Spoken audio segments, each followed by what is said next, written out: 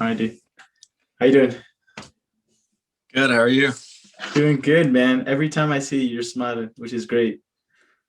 I think since I first met you, Thanks, actually, man. it's contagious. It's kind of hard with like COVID going around. Like you can't smile and like you can't let people see that like, you're smiling except for like your eyes. So my eyes just are like squinting all the time. You're Yeah, just- it's really wide eyed. Where do you think you learned that? Just or like when did you like? Were you always smiling, like since a young kid, or like super smiling all Yeah, the time? yeah. Just always happy, always smiling. Uh huh. Yeah, but like I don't know, just I don't always know. smiling. For me, it's a recent thing that I'm like trying to practice the act of just like even if I'm like not necessarily in the best of moods, like I still try to put on a great smile, or like just try to smile. And I kind of learned that from a guy in one of at the gym I go to. He's just like constantly smiling, and like he doesn't know this, but every time I see him, it just makes me smile. So like I don't know. That's kind of the same way when I first met you. Like it almost transfers over. Like you're just like, hey, how's it going, Eric? And I'll be like, I could have a shitty day or whatever's going on, but I mean, like I almost have to like mirror what you're doing. Yeah, yeah. It's contagious because you want to mirror that kind of like reaction on somebody else. Also, well, with you saying that you want to do it even if like you're not in like the greatest Uh moods, huh. even if you make the muscles go that are incorporated into like a smile, it'll give you like the positive benefits of smiling even if you're not happy. Hormones that give you those hormones when you're smiling even if you're not happy, Mm-hmm. just because you're smiling, Yeah, I which actually is really have cool. read that before. I'm trying to think of the book that I read Did I lose you? that like kind of it explained exactly that and the psychology behind it. I think it's called Thinking Fast and Slow. I don't know if you've ever read that book. It's like a heavy psychological book about the two trains I of have thoughts that that you book. have. Bro, it's a hard read. It is. Have you started it, or is it on your to-do list? Yeah, I haven't read it yet. Yeah, I would have to say I'm like because it's like a two-part thing. And the first part, 50% of the way through, but it's a huge psychology like analysis, right? And it can get very analytical, and it has a lot of test cases of like, oh, um, we ran this test and these were the outcomes.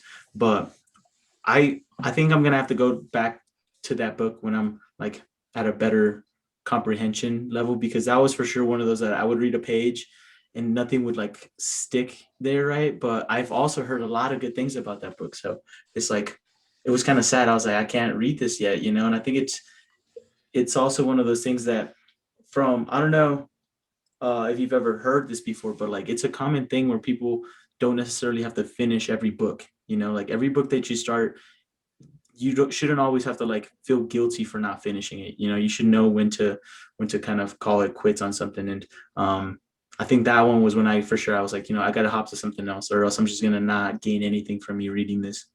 Have you ever experienced something like that? Mm-hmm. Yeah, I definitely get that. I haven't read that book yet, but it's on my list of books to read, and I have it right now. I just haven't gotten into it. Mm-hmm. But I'm really excited about that.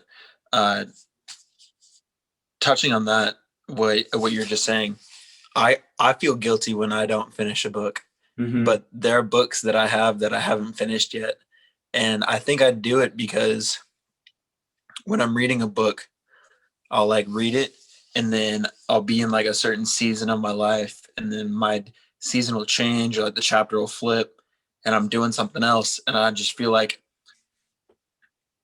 when I was reading that book, it was associated with that chapter of my life. And when I go and do like the next thing, it's like I have to leave that book behind, or like I need to be doing something else. I don't Mm-hmm. know. It's weird. But I definitely Yeah. have books where like I haven't finished yet. Mm-hmm.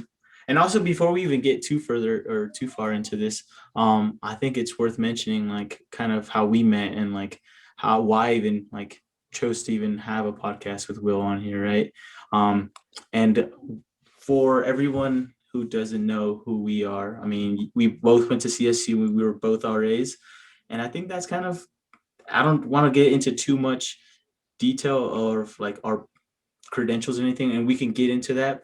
But I think the what I want out of these podcasts is more of just like interesting questions that like people can have. Like I don't think it definitely requires like PhD people to explain things or like just to have interesting conversations, right? But what would you also I want one benefit or one for sure like guarantee takeaway from anyone listening to this, and that's like a word of the day or like a word that I chose. And the word I chose, I don't know if you know what this word is, but it's pronounced itinerant, and it's used to describe a person who alternates between working and wandering. Why do you think I chose that word, itinerant? Itinerary. Itinerant, I don't know. itinerant, Itinerant. Can you and spell it? Itinerant. And I'll give you the Itinerant. definition again. It's a person who alternates between working and wandering. I don't know. I feel like we're all kind of working and wandering our way through life, Uh-huh. to be honest. Uh I guess the reason I did that or like I chose that one is because of your recent like for my exposure of what you've been doing was like your recent Alaska like uh kind of expedition that you went on, because I honestly don't know the exact details of what exactly went on, and this is something that you did after you graduated from CSU, right? And what did you Say it graduate again. with? So I I was graduated with a bachelor's of science in sports medicine, uh-huh. And but then after college, I didn't really do anything with it. And I don't know, I feel kind of guilty about that, but at the same time, don't you regret don't anything. I would say don't even feel guilty about it. I think it's all like you learn something from it, right? Whether it's not like necessarily, yeah, absolutely on the educational side, I'm assuming you have a lot of knowledge that you learn from it, but also like you learned about yourself by going to school and doing all these experiences. And I feel like sometimes we don't necessarily put that on the just because it doesn't have a direct impact on your bank account now, right? Like that's something that for sure I think should be taken worth for like some value, like the experience and like you being able to talk to people and like communication skills and like the and just the experience of learning who you are and like what you like to do and what you don't like to do. I think that in itself is like worth of value. Now, what I do have my own opinions about how devalued education is now getting and like what you're really getting out of it for what you're paying. And that in a sense, like we could get into that. Um, but I think it's just so unfair, like how or and nowadays technology is almost like at one point I feel like education is going to be digitized. You make up my own words now. And we will be able to self-educate at a faster pace than and or on a certified pace so that like now people don't have to go to these universities, right, to get a degree and get a good paying job. And I think that that's for sure going to be a new industry in the world, and hopefully it's it comes fast, but at the same time it's like I wish school could also get on like giving people the worth value like of life or like not of life but more relevant skills, if that makes sense, of like um Right. how to deal with like just common day issues, because I feel like it previously expected everyone to go to college and to get like a super or like a technical job, where I don't think that's necessarily where everyone is destined to be, right? And but yeah, I don't know how I got on this tangent, but sports medicine, and then what happened after that? Why don't feel guilty? I think that's what it was. You were like, I feel guilty. Yeah, I felt guilty that I went to college and got a degree, but then after that, I just didn't even use it or use it for a stepping stone in a job. But Mm-hmm. I think I got a lot more out of college than just a degree in a certain field. I got experiences and life lessons and yeah, just like a lot of lessons that What I did learned you and friendships. I think I think a lot of people go to college expecting like a certain thing, and they undervalue all the bonuses that you get when you go to college. Like college is so much more than just going to class. It's all about extracurriculars. It's all about connections you make in the classroom, out of the classroom, with your professors, with your friends, with anybody, Mm-hmm. people in like the town that like you're going to college in. And when you initially went to college and you signed up for health and exercise, what was your your career like? Oh, like what did you want to do going into college? I think I lost you. I said, when you first decided to go to CSU and or to college, what did you want to do? When I first signed up for health and exercise science, I Mm-hmm, wanted to be a PT. So I wanted to be mm-hmm. a physical therapist. And then what changed between like those 4 years that you're like, I don't think I want to do this anymore? I don't know. I think I just went. So one, I got hurt a lot when I was in college, and I went to a lot of PT, and I saw how physical therapists worked in like a day-to-day basis, and how they interacted with clients, and how they helped rehab people and make them more mobile and get them back to doing like their everyday life. And that just wasn't like the job scenario that I wanted. And I don't know. I think I was a little bit hungry for change and uncertainty, and Uh-huh. I felt that was like too mundane, Mm-hmm. kind of like too boring. So Yeah, I think absolutely. I think I just like grew out of it. Mm-hmm. And actually, I don't know if I know this, but prior to you, like, what is your background like prior to going to school? Like, where did you go to? And I'm assuming you've told me this sometime, but at that point, I was just an awful listener and was an asshole. You could say that, But for like right? the viewers, they got to know. Yeah, they got to know. You see, no, I actually do know, but tell everyone else. Like, tell everyone I else. like tell everybody else. Yeah, come on, tell everyone else. I What's your grew up in background? a small mountain town in Colorado called Buena Vista, and my graduating class out of high school was about 50 kids. Um, I grew up raising pigs and riding horses and doing 4-H and I don't know, playing 4 sports out of the high school because there weren't enough kids to have just like one sport and focus on that. You had to play all the sports just so you could like fill out the teams. But What do you I grew think up there. that I grew up in a what's up? I was gonna say? Like, what characteristics would you say you have gained from that and or now define you because of like that alternate lifestyle? Because I don't think most people that nowadays, I think being raised or growing up in a farm town, I guess, or like a I don't know, me being naive, like country since like mountain town, like that isn't as frequent being that cities and everything is so popular now, right? So what would you say something is like that you gained and or a characteristic that like defines you now because of it? From growing up in a smaller town, From growing up in a smaller like a town smaller and like like, mountain or like farm town. yeah, let's go with that. Yeah. There's a couple of things. One, if you want something or you're trying to do something, you got to put in the hard work before you're going to get anything out of it. And like nobody's just going to give you anything. You see that on the farm, you see that in school, you see that doing everyday kind of stuff. Like, I don't know, if you want to get out of your house, you got to go shovel the driveway. Mm-hmm. Nobody's going to come do it for you. You got to go do it. Um, Also, growing up in like a small town, friendships are everything.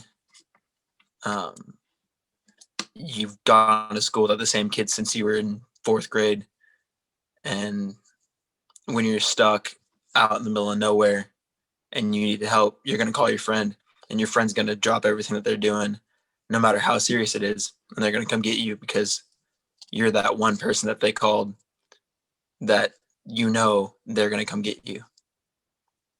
Absolutely. And you know what's kind of crazy is I actually, from my interactions with you, that like I almost knew that, but now like you put words around it, and that like made it so real. Because for one, like not even just the friendship that I have with you, that like we can still keep it together for even though we don't Hmm. talk all the time, and we could just get back and talking. But anytime I interact or I saw you interact with other people, like I could see the effect and like the how genuine and honest you were about interacting with them and getting to know them.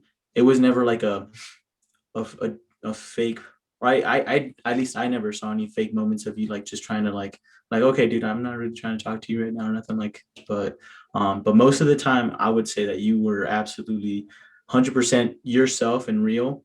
And then people felt that, and like I feel like every time I talk about or your name is brought up in a conversation with um friends that or mutual friends, it's always good and positive things about Will.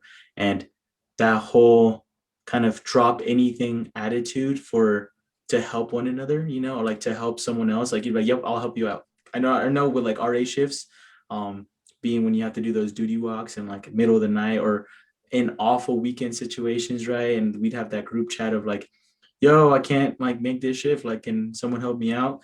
And most of the time, like a lot of people, me being guilty of it, almost would have like those messages silenced. I'll just speak for myself. I, in a sense, sometimes would almost like ignore those messages. I'm like, oh God, Yeah. I hope someone picks it up. Like, but I know you were always like, you know what? I got it. Like, yep. If you need help and you request it, like I can give you that help. I'm gonna give it to you. And that's something that I definitely noticed in that simple, like that's a great example, right? Where you were almost top three on the list of people that would always like volunteer their help if they could. And yeah, that's rare. That is rare. Not like I said, that's something that me personally I try to work on, right? Like I'll extend help whenever I can. But there is that like internal talk in myself, like, God, I really I'd much rather go and have like fun on the weekends or something than do RA duty walks, right? Um, but I think that also pays off in different ways because now like those people that you have helped, you've made an impact in, so yeah, it's really cool that you mentioned those two characteristics of like, in a sense, loyalty and hard work. And I think I've always seen that in you, or studying late, like in that common room. And that's something that, again, not a lot of people possess, that work ethic. And it kind of comes from, for me, it comes from like uh, the immigrant lifestyle, right? Like my mom came here, and my mom and dad came to the United States. So they kind of had to work for everything they had. They didn't have a lot of relationships, right? So they had to kind of silo themselves. And you come from kind of similar sense, like where not everything's going to be given to you, right? And you do have to, and you also gain like with work ethic, like the value you get out of things and like objects that you buy or things that you um own. It's just tenfold. Like I don't know what is you how do you value things. Like I'm assuming you're I don't know how to ask that question, but I'm assuming you're the same when it comes to like things that you've bought and or things that you've obtained. Like you hold them dear to you. Yeah, like Yeah. like if I'm gonna buy something, I'm gonna buy it for life or until it breaks or until I can't put it back together anymore. Mm-hmm. I don't know. Like your possessions are your possessions, and I feel like I value them pretty high. Like I'm Yeah. not just gonna like throw anything away, and like I'm not gonna buy a whole lot of things, but the things I do buy are really sentimental to me, or the things that I Mm-hmm. have. So yeah, And then yeah, I do place a I lot think of this is value a on the great things that I segue. have. This is a great segue to what you were prior to us recording this, was you were talking about. I almost want to lead up to it in a sense, but you had mentioned that right now you are, in a sense, you've saved up some money and you're living kind of on a very tight budget. So for something that you're really passionate about doing, and you're making a Right. sacrifice, and it's also a cool passion because this passion is also not of self-interest. It's a very much helping others passion, like that path that you're Hmm. going through. So that again speaks to the way that you kind of put your others before yourself, which has pros and cons, right? Does have pros and cons. It weighs heavy on your heart sometimes. Yeah. And the passion that Eric's talking about is firefighting. I moved from Alaska to Texas to go to firefighting school and EMT school, and I moved down here with about $7,000 and have been living well below my means and just kind of roughing it for like a couple months, turned into 6 months. But I'm doing this because I'm really passionate about firefighting and the lifestyle that it has and the ability that it's going to give me in the schedule and with helping people and just making a positive impact in other people's lives, whether they're really needing it or they don't even need it. And I'm just being there to help because I can. Mm-hmm. I feel like that's like almost like a cornerstone in my life, being able to, or helping people when I'm able to help them.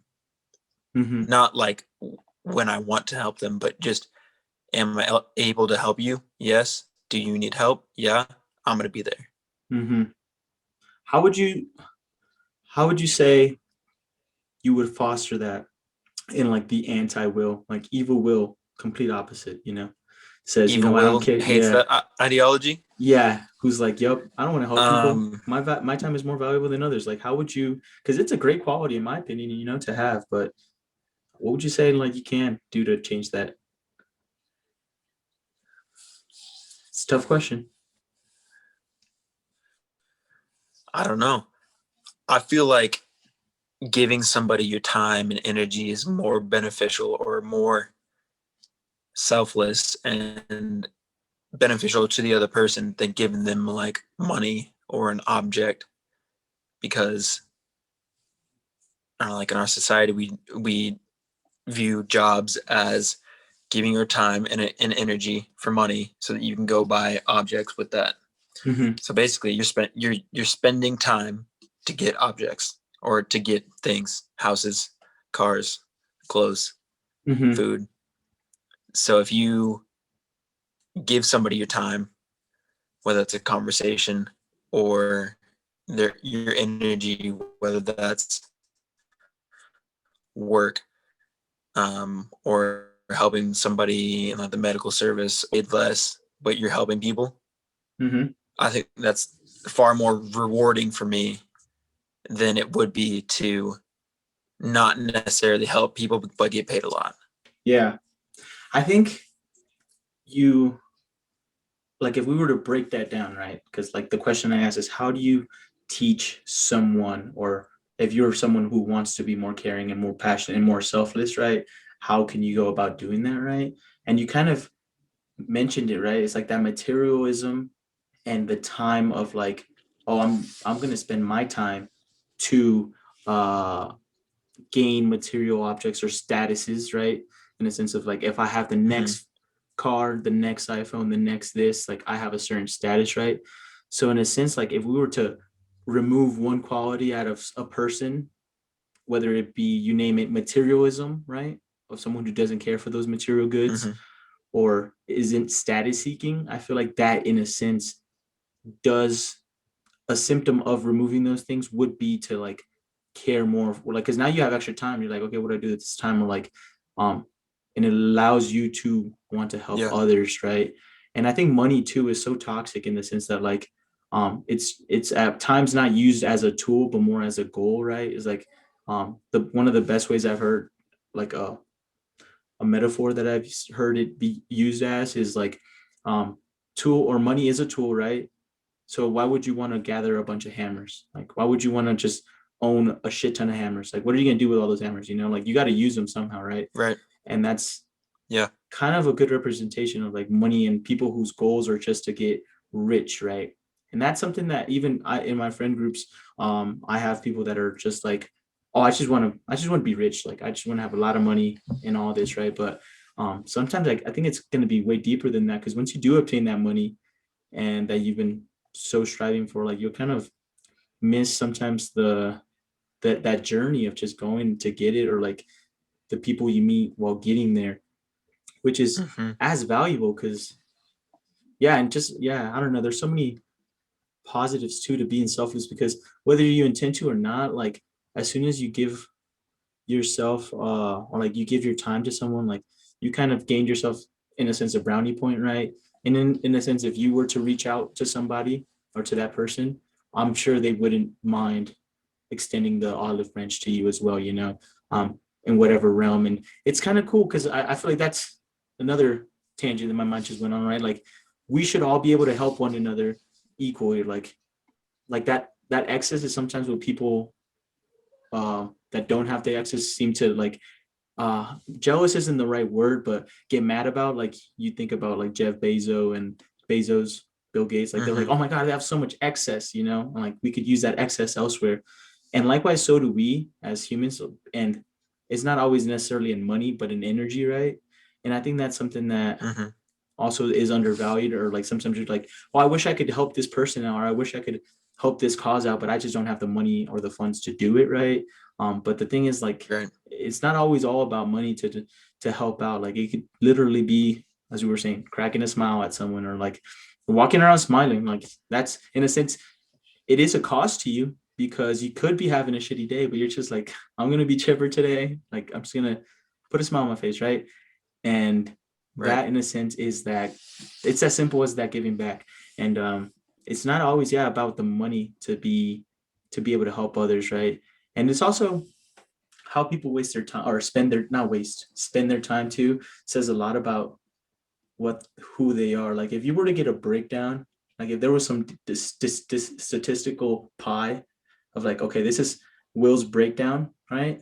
And be like, this is how he spends his time. It would almost give you the best representation. Like that's like almost the best identity or personality or character, maybe check. I don't know. Because it's a tough conversation to have with yourself if you're just like watching Netflix religiously. Um, and Yeah. yeah, it kind of tells you kind of where you're at as well. And it's not to blame anyone that's always like watching Netflix, but it should make you analyze like, okay, should I, can I do other things with my time? And yeah, I don't know. I could ramble on for days about those type of things. Uh, but yeah, You could. you chose a selfless career path because it's not like a lucrative thing, and it does like, and right now like you're working 60 hours a week just to get your certificates, and you're also like just kind of digging into your savings in a sense of what you've accumulated, right? But I think the Mm-hmm. value and the like your payout isn't necessarily always going to be in cash, right? But you'll be sleeping better than most people at night. Let's just put it that way. You know, you'll be sleeping way Definitely. better than anybody else. And also, sleep is important for everyone who isn't sleeping 8 hours. Get those 8 hours of sleep in. Get those 8 hours, boys. Yeah, get those 8 hours, man. I used to be like a workaholic. Maybe okay. Maybe I don't know if this is you or not, but like I used to be like a workaholic where like I need to work all the time. And then that would cause me to like, okay, you know what? I don't have to sleep that much. I don't know if you've ever heard those things where like sleep, like it's like almost like super motivation. It's like, oh, I don't sleep when I'm um tired. I sleep when I'm done type of thing. And those could Mm-hmm. be so toxic sometimes, like motivational things. Like you gotta like put your like ear So way or like, toxic. yeah. So I don't know. That's definitely not what I want out of this either. Cause I definitely do want to motivate people to like change their uh not change their lifestyles, but analyze their own life, and relative and to themselves and what they want to get out of it. And then maybe through examples of how conversations that I have, they can ask themselves those questions, because we're asking right now so many questions that like maybe some people Yeah. don't ask themselves. Okay, there we go. I was trying to find a question that I wanted to toss at you there. But do you practice that like analysis like on a daily basis of like analyzing your actions, analyzing your life? Yeah. Yeah, I do all the time. I'm always assessing what I'm doing, where I'm spending my time, Mm-hmm. where my life's going, why I do the things that I do. So like I think about that a lot. I'm like, why am I eating this? Or like, why am I craving this? Or I just did this even though I said I wasn't going to. Why am I doing that? And so I try and break it down to like super simple terms, super simple, like I did this because I did this, or I did this because this didn't happen. Can you And give I an try to example? break it down like that and just break down like my own brain and figure out why I'm doing the things that I'm doing or why I'm thinking the way that I'm thinking. Um, and if I don't like something that I'm doing or I don't like a direction that I'm going, I'll focus on that and be like, okay, this needs to change. We're going to take these steps. We're going to cut this out. We're going to add this in, and we're going to go this way. Mm-hmm. And it's like a constant like battle for me. Just getting me to do the things that I want to do, and then my subconscious coming in and blowing it all up and Yeah. derailing me or making me do things that I don't want to do really. And then I don't know, like I'm in like an internal battle like with myself, trying to get myself to go the way that I know I need to be going, but it just doesn't always happen like that. Yeah. It's weird. Yeah. I don't know if you do that or like anybody else does that, but like I'm always like battling with myself to like do the things that I know I need to be doing that are right, that that's the way that I need to be going, but Mm-hmm. I'm always coming short. I'm always Yeah. getting off No, topic, and I don't know. dude, I It's think weird. it's the squirrel brains that we have, bro, because I possess that as well. Like my attention, like I'll have a laser focus for like a week of doing something. I'm like, yep, I'm gonna do this consistently. And then next thing you know, my brain starts wandering elsewhere. It's like, oh, what is that? Oh, that's shiny. Like, I'm gonna go interact with it, right? And the internal battles almost Do you because have shiny object syndrome? yeah, absolutely. Is that a thing? Is that the name that the scientists are putting to it? I mean, I guess, but like that's the thing that I have. Like Yeah. I'm super set on like being a firefighter and like living a career like that, and then having like a side job or like building like my own company on like the side of that. But tonight, while I was in the ER, I was having this super positive interaction with like this little toddler, and somewhere in the back of my brain, something came up and said, "Will, you should go to school and go be uh, like a pediatrician." Uh-huh.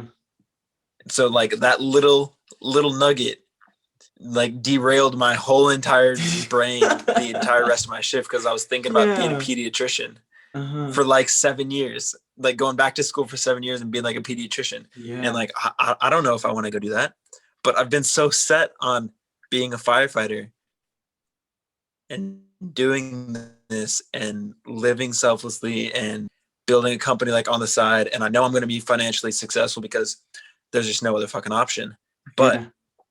there's this little nugget that's like messing with me saying you could also be a pediatrician. And I think that's Yeah. that like shiny object syndrome saying, hey, there's this other shiny object. That's a possibility. You could go do that now. Yeah.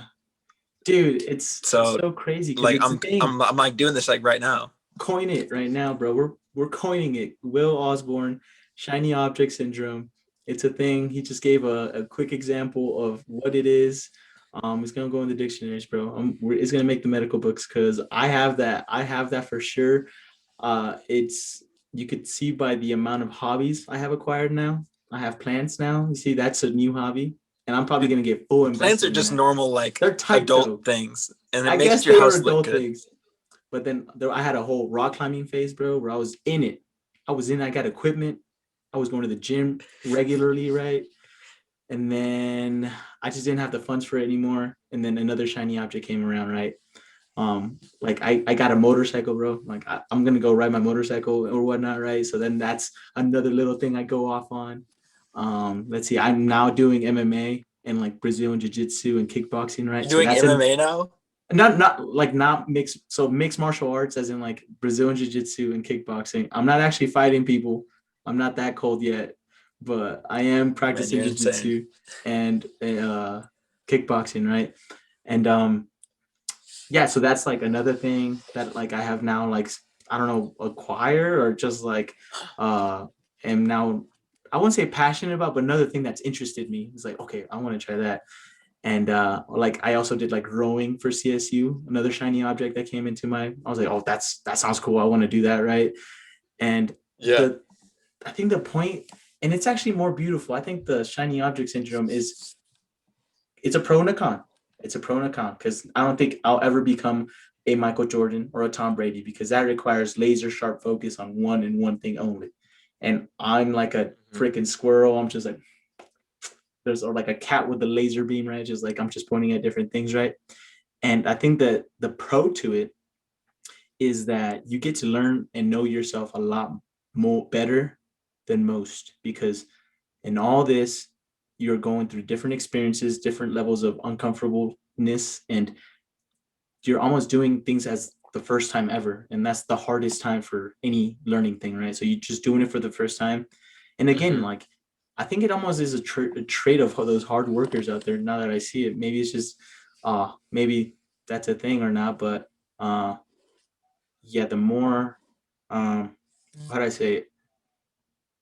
The if you put yourself in a comfortable position, the odds of you learning something new about yourself are a lot less than if you were to put yourself in an uncomfortable situation where your person, your brain, body, spirit, is tested. And that's kind of where I've kind of learned that I'd like to be at. And again, it just kind of allows me to learn about myself and like know my limits and like know what I do like to go because I'm always like pushing those boundaries and everything.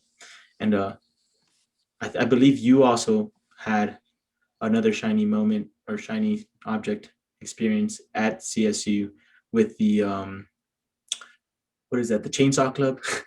What's it called? The Lumberjackers. The logging sports.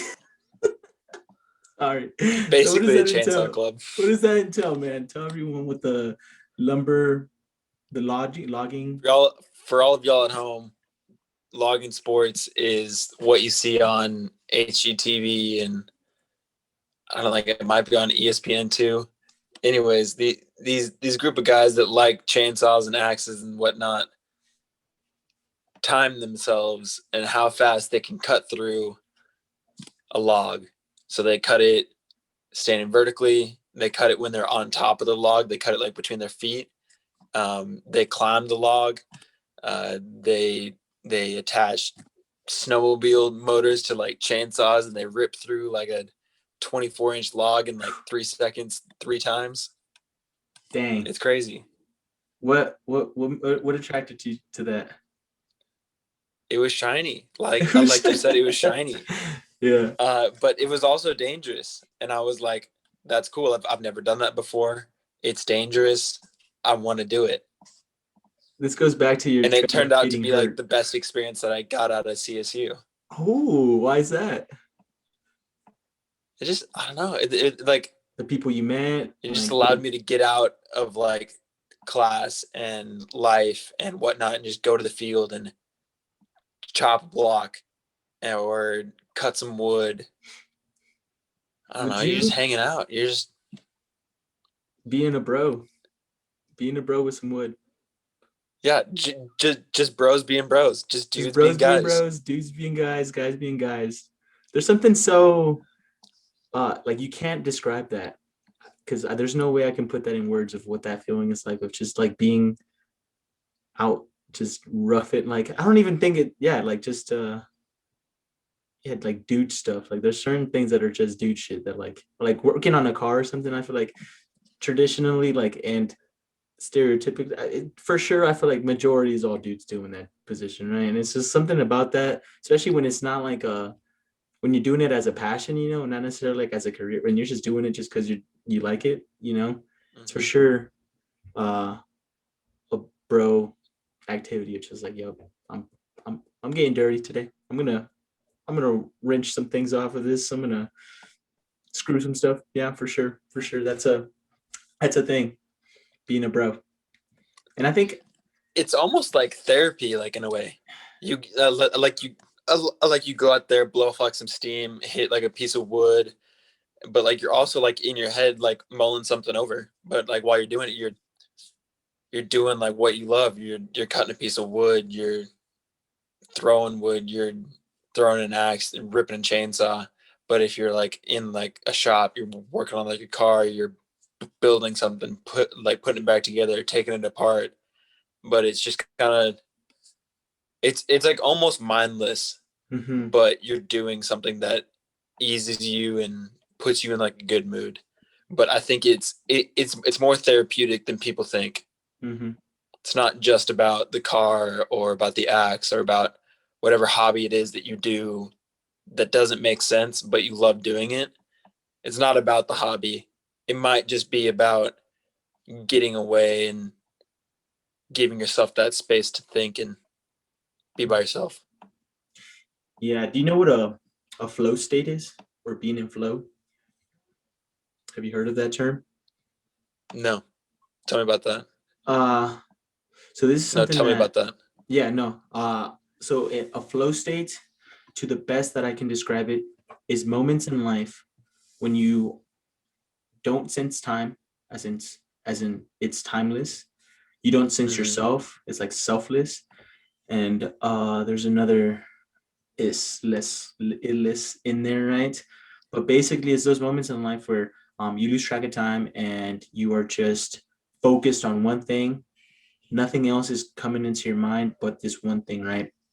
And the thing about flow states is that they are very therapeutic and in some instances euphoric. In the sense, another instance, right, of when you enter a guaranteed entered flow state is during an orgasm. Like during an orgasm, that's all you're thinking about. You're not thinking about anything else going on in the world, right? You're just thinking about bam, in the action type of thing, right? So that is, if you don't know what a flow state is, that might be a good way to know what that's exactly what it is, but not That's when you're it. working on cars. Oh my god. So yeah, not everyone who enters the flow state is an orgasm, all right? That's I think what I'm trying to get out of that. But it is therapeutic in the sense that you're just focusing on one thing. Sometimes I think I get in a flow state when I'm driving. Mm. Yeah, I mean I think it's usually when it's like a mindless, and I think in that book, Thinking Fast and Slow, that's kind of something that they also allude to, where you have an ultra focus setting to your brain and a um, more wandering one, not as constrained one, right? Uh, Mm-hmm.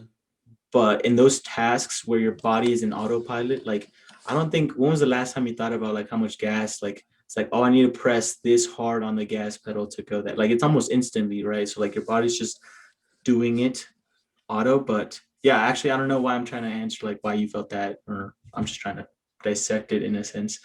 uh but yeah, a flow states, and as you were saying, you felt therapy, right, from like uh the I think I get in a flow. lodging team. Mm-hmm. I lost you there for a sec. Okay, but I think I lost you. can you hear me now? How about now? Verizon. Yeah, I It's can brought hear to you you. by Verizon. It's not brought to you by Verizon. uh yeah, dude. Okay, so that flow state therapy, right? um Along the same lines, I heard this one quote by Naval Ravikant. He is like a venture capitalist, like philosophical dude. And the common term is peace of mind, right? And you, I think, said that at one point. It's like, oh, I had like a peace of mind.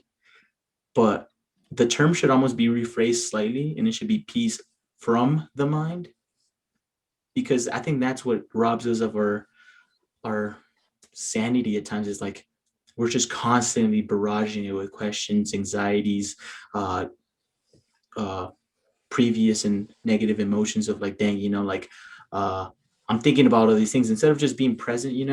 And in those moments of flow, you're in the sense the most present that you have been, right? Like you have to be present because you don't want to mess something up while working on a car, or you don't want to saw your leg off, as you are uh, in competition. So like those are the moments where you are not thinking about anything else, and only acting, action, no thought, you know? And that for me has resonated so much, that quote of, it's not peace of mind, it's peace from the mind that we want to seek, of like not having any of these chatters fog up our mind state, because that is, I feel like everyone experiences that, and it's very negative and not productive to ourselves to just constantly bog ourselves down like that, at least in my opinion.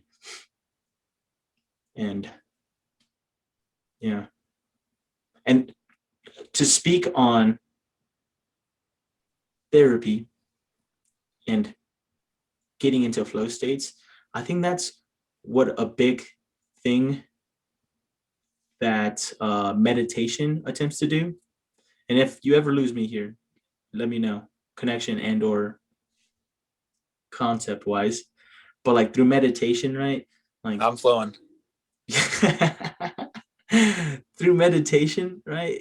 The goal of it would be ideally to like, or I guess my interpretation of it, right? Because there's a ton of different interpretations of it, but in a sense is you want to achieve that flow state of selflessness and timelessness, um, by extreme focus on, or not extreme focus, but one method of meditating would be of like focusing on your breath, right? On your surroundings, whether you're doing it with eyes open, like on visually, like hyper focusing on like, oh, look, there's that logo on my computer or whatever, right? And that in a sense is distracting you, because you also, from what I've experienced or like from practice, you also don't want to try to stop, like tell yourself to stop thinking something, because then that almost makes it worse. Like you almost think about that even more. You're like, oh, I don't want to think about this no more. I don't want to think about, like, it almost like now you're in that loop of like you're constantly gonna think about it. But in a sense, why people sometimes think that or associate meditation with kind of a therapy is because you're kind of losing those thoughts, or like those thoughts are no longer at the forefront, but now you're just thinking about the things immediately in front of you. Like even just like you feeling your jeans, right? Or um, hearing your voice and looking around your room and looking at things, right? That simple act can change, like, I don't know like exactly what I would say the benefit is, but it definitely relaxes you in a sense that, or how you want to be, because I don't know, there's time, or I've been working on this and I've seen the effects of it, but previously I was always like, well, not always, but I was stressed and always put so much anxiety on me of like, I need to get this, I need to do these things. But sometimes just taking those deep breaths with like not even thinking and just, or thinking on simple things, right? For sure have helped me out in the past. Have you had any experiences or practice meditation or anything of that nature? I've never tried to meditate, Mm-hmm. but I've definitely hit flow states before. Mm-hmm. I Like think, really freaks me out is when I hit a flow state when I'm driving, uh-huh. because Why? you just hit a flow state and you just like and like you come out of it and you're like, oh, I'm driving. I need to be concentrating on driving. Mm-hmm. But sometimes it happens. Like you'll just wind up at your destination and you'll be like, I don't remember how I got here, but it felt amazing. And you're just like, I just kind of like disassociated and just it just happened. Yeah, Does that ever happen to you? absolutely. And I think it happens to everyone. I think it's because But routines, in terms of yeah, yeah, I in think so terms of, too. When you're talking about meditating and getting into like a flow state or whatever, I think it's I think it's what you said about focusing on what's right there in front of you and not the 10 things that are happening in your head. mm-hmm. And when you focus on the things that are right there in front of you, what you're feeling, what you're seeing, what you're listening to, it allows you to kind of dumb it down in your head to this is what I'm seeing, this is what I'm feeling. And then you can think more clearly about, okay, this is the next thing that I need to do. This is the first thing that I need to concentrate on. Because when you think about how do your pants feel, how your shirt feel, what am I listening to, what am I seeing? It's like one, two, three, instead of like the 10 things that are happening in your head like at the same time. Yeah, it's so real, man. And it is a disease that we're just like, I feel like that humans have had this forever though. And I don't think, as much as I want to be like, oh, it's our generation, or not generation, but the people that are living presently that experiences. But I think since humans were conscious, right, there have always been anxieties of some sort, or some Mm-hmm. something that's clogging up the brain of like peace, and calmness, because I think there's some so value about that, about that, right? And most of our problems are made up to ourselves. Like we make our own problems in our head, right? um and I mean, but a lot to all this, it's all easier said than done. So like it's not like a overnight thing. um which maybe some people are like, oh, I'm gonna meditate one day, or I'm gonna, let's say, work out, because working out also is meditative in the sense that you're focusing on one thing, whether it's a curl, a squat, deadlift, like you're just concentration on max. And that's kind of what I would say deters a lot of people, is like they want that instantly, like what we're talking about, instantly. And it doesn't happen like that. It's not that magical, just like it's not that magical to get abs, overnight or anything like that. So it's definitely like a work in progress. And that's to everything that's worth value in life, right? There's nothing that or anything worth of any value isn't going to be easy. And I think there's many of those motivational quotes out there. And as you can see from these talks, I've probably indulged myself with way too many of these quotes for a normal person. But I don't know. Those are things that, like, I guess I get some sort of passion from, where most people, or not a lot of people, do. So that's one of my like traits. Is that's kind of what I feed myself. Um, yeah, when I want to, or if it comes up in the environment, I will put myself in that traffic, in that flow. And yeah, but yeah, working out, dude. And before we go into that, actually, like, tell me about Alaska, man, because tell me about the day you bought the plane ticket to Alaska, and then let's run it from there. Yeah, I would back up for a second. Yeah, yeah, yep, back it And then up. I'll jump right into Alaska. But you were talking about like rewarding systems, and like people want it now and they don't want to Hmm. work hard for it. But everything in life that's worthwhile, you got to work hard for it, and it's gotta have like some skin in the game. I think a huge issue with our society, especially like in America these days, our reward system in our bodies is so messed up. Because if you want something, or like you want to know something, just like basic knowledge, and you don't know it, you can hop on the internet and you'll find it in like 5 seconds. You don't have to try very hard. You don't have to do any hard research. You just type it into Google, boom, you get the information. Super easy. You want to see something like visually appealing, you hop on Instagram, you see like 5 pictures of like outdoors, the opposite sex, puppies, you name it, and you're instantly like rewarded. You want money, you don't have to work very hard. You just show up and then you get money, and then you're full. Um, Food, you don't have to work very hard to make your own food. You can just go out and get fast food, and there's no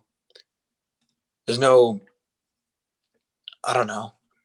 People just don't have to work very hard in this day and age for things that they have in life. So the reward system in the brain is so accustomed to that not a lot of people out there are willing to work hard for the things that they want. They should just expect things to be easy. And I think that transitions into relationships that they have with other people, and they think that if it's not easy, then it's not right. But I think a lot of the times relationships aren't supposed to be easy. You're supposed to put in work. You're supposed to put in effort. With friendships, with like romantic relationships too. It's all about how much you put into it. You put a lot in, you're probably going to get something great out. If you don't put a lot in, it's probably going to suck. So Dude, I just wanted yeah, to like touch no, on that, and that's just to like highlight that, like for everybody, like instant gratification think about is your a own like virus, reward dude, system. like a disease. Yeah. I just want to challenge everybody who is like listening to this, that like, listen to yourself. Like, what's your own reward system looking like? Do you work hard for the things that you get? Do you not have to work very hard? When was the last time you really worked hard for something that you like really appreciated? Hmm. Yeah. Yeah. Yeah. You've touched on so many things there that I want to, like, one by one we'll go through in a sense, because for sure, if you have one quality, or like that instant gratification has been taught to us through um, this the services and systems that we have in place. Like, one that I thought immediately was like Amazon, right? Like, you get 2-day delivery type of thing, and people wish they had to, like, as soon as they ordered it, right? Same thing with food, fast food. Like, no one likes to put in the effort to cook something up, something healthier, right? And all these things that we like, we talk about it, and just like the other characteristic, I already forgot what the first characteristic where we're like, oh, materialism, right? That's the thing. Or like, oh, if we could remove something from somebody or from everybody, um, well, like, what good effects it would cause, right? And I think this is also one of those things that if we were to remove that instant gratification, like, um, brain synapse, me trying to use big words, uh, analogy here, right? If we were to remove that from society, like, I think there would be so much more value. And in a sense, like, we are, as much as there are problems in today's world, like, it's not perfect, but it's not the absolute worst, you know? And I think the present day is the best day in the history of the world. Like, there has been so much more turmoil in the world previous than the present, you know? The present, we're always getting better and better and better. By all means, we're not there yet. And also, the instant gratification thing rears its head in a weird way, in that way or not way, but we see it in the sense of like, um, with government, right? And this is something that, like, we want change now, right now. And it's not a silly request, but Yeah. it's also something that uh should be, again, if it's of value, we need to work for it, right? And we are working for it. And there are obviously some silly ass laws out there that should almost be like, I don't even know why they're there, right? But I think that's something that for sure we should give some thought into, right? And like, how we get about things, because progress is slow. It really should. It is. And sometimes we should think about it that it should, because at one point, like, if we're shifting really rapidly on things, right? Like, boom, boom, boom, and making a lot of changes, right? There's no time to take in, like, what the effects of it are, like, whether positive or negative. But there are some, again, that I'm just thinking off the top of my head, that are for sure, like, obvious, you know, like, should be changed, and or like, um, need some more attention to it. Uh, but yeah, instant gratification is, I think, seen in multiple aspects of life. Like, almost at any realm you see, anything like sports now are instant. Like, you could, like, if your stream is lagged by 10 seconds, you're pissed. You're like, oh my God, they just put it on Instagram. Like, they just scored. Oh my God, can't believe this thing is 10 seconds behind, right? Like, that right there is like, so, it's almost sad. You know, it's almost sad that that's like our problems. Our problems are that the stream is 10 seconds behind, and like, Right. not a lot of gratitude, you know, like, the opposite of instant gratification is gratitude. Is gratitude, gratification, something there, you know, those words are mean the same thing. Someone's gonna be like, you're an idiot. They are the same thing. Oh man. But yeah, good. Thank you for bringing that up, because that's important. I think a lot of people should think about that one. But you were asking me about Alaska. Yeah. So you were, What do you tell want me to how know? long you were there, and like, why did you buy the plane ticket? Um, I was in Alaska from so I graduated college December 2018, and then I was living at home for like a couple months, trying to figure out like what I was gonna do, like if I was gonna go to college uh, like a grad program or what. And a family friend of ours offered me a job in Alaska. So I bought a ticket, shiny object syndrome, bought a ticket, moved to Alaska, uh, February of 2019. And I'd been there for, and then I was like working up there, working construction, um, making money, having fun. Mm-hmm. So yeah, working construction and having fun. Let's talk about that having fun. Just doing Because whatever. I saw a lot of things on your Instagram that I don't want you just to glaze over. For I one, that I was remember. having too much fun. I was There's no making such more thing, money bro. than I had ever made in my entire life, That's a good thing. and That's a good thing. and I didn't really know what to do with it. So I Mm-hmm. was just buying toys and going on crazy adventures and um, doing crazy things. I bought like a truck and like a snow machine, and I would go off into like the mountains with my brother, and we'd go snow machining with like our friends. Mm-hmm. And the truck was like 10 grand, and like the snow machine was like 6. But like I didn't care because I was making good money. Mm-hmm. So why do In you? I feel hindsight, like. Okay. Yep. in hindsight, probably shouldn't have done that. But at the time, I was like, this is the first time I'm doing this. I'm just gonna live it up, and then I'll experience it, and then I won't have to experience it again because I already did it. So that was like my thought Oh. process. Okay. Okay. I have mixed emotions. So the hindsight was, But thinking back on it yeah, doesn't make a whole lot of sense. yeah.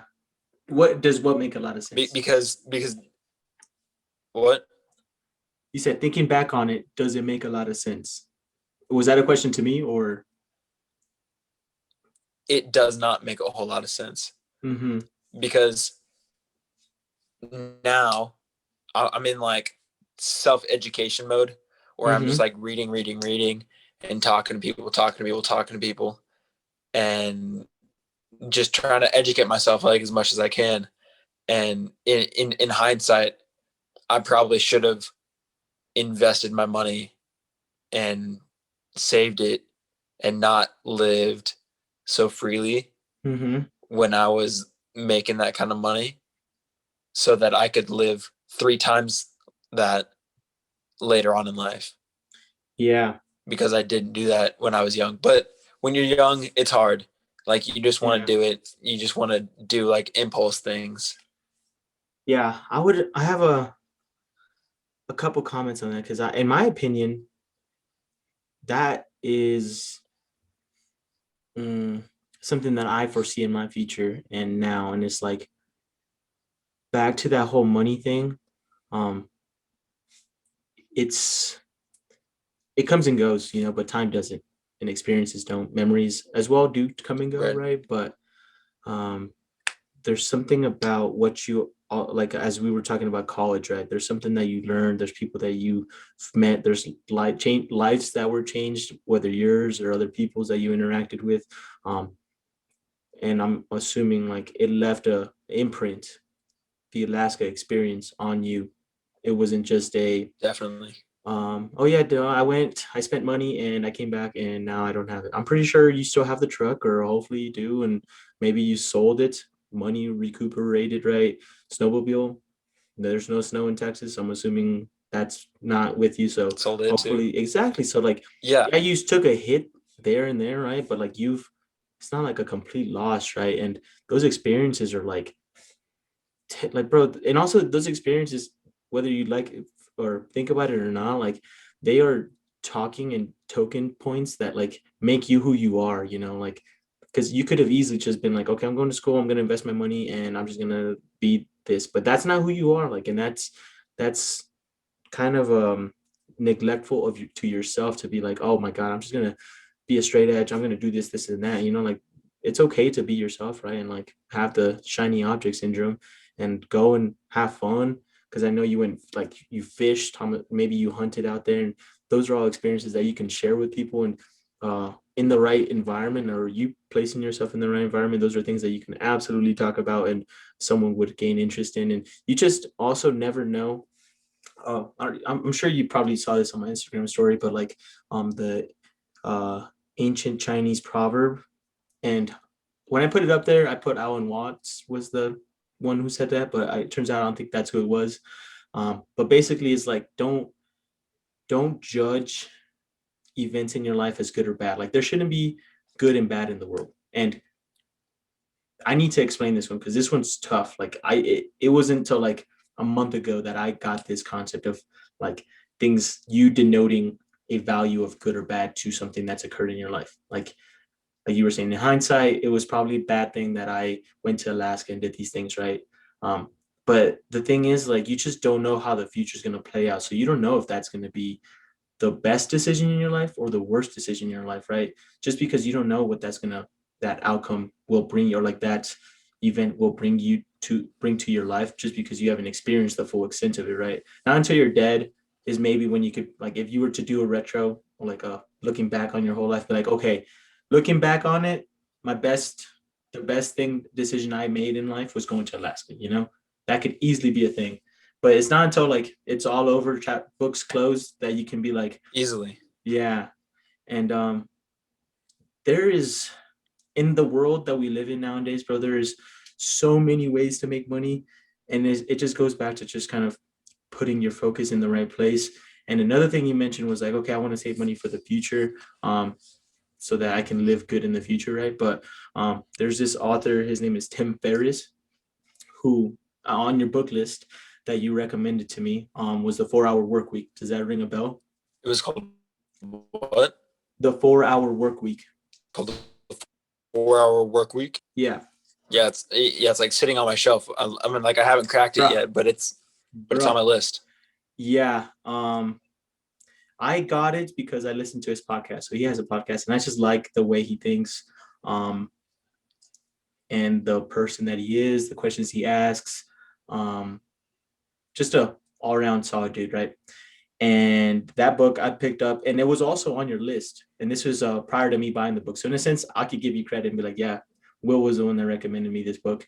But the 4 Hour Work Week kind of breaks the concept for me, and this preconceived thing that I already knew was out there, of like having to say what you said, where it's like, I'm gonna work my whole life, I'm gonna work 40 hours a week, so that at the end I could I could go retire and do these things, right?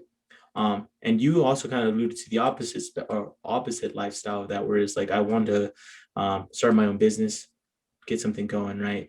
And one thing that's opened my eyes from that book is that there is a whole nother life out there apart from working all the time for a weekend and or for retirement.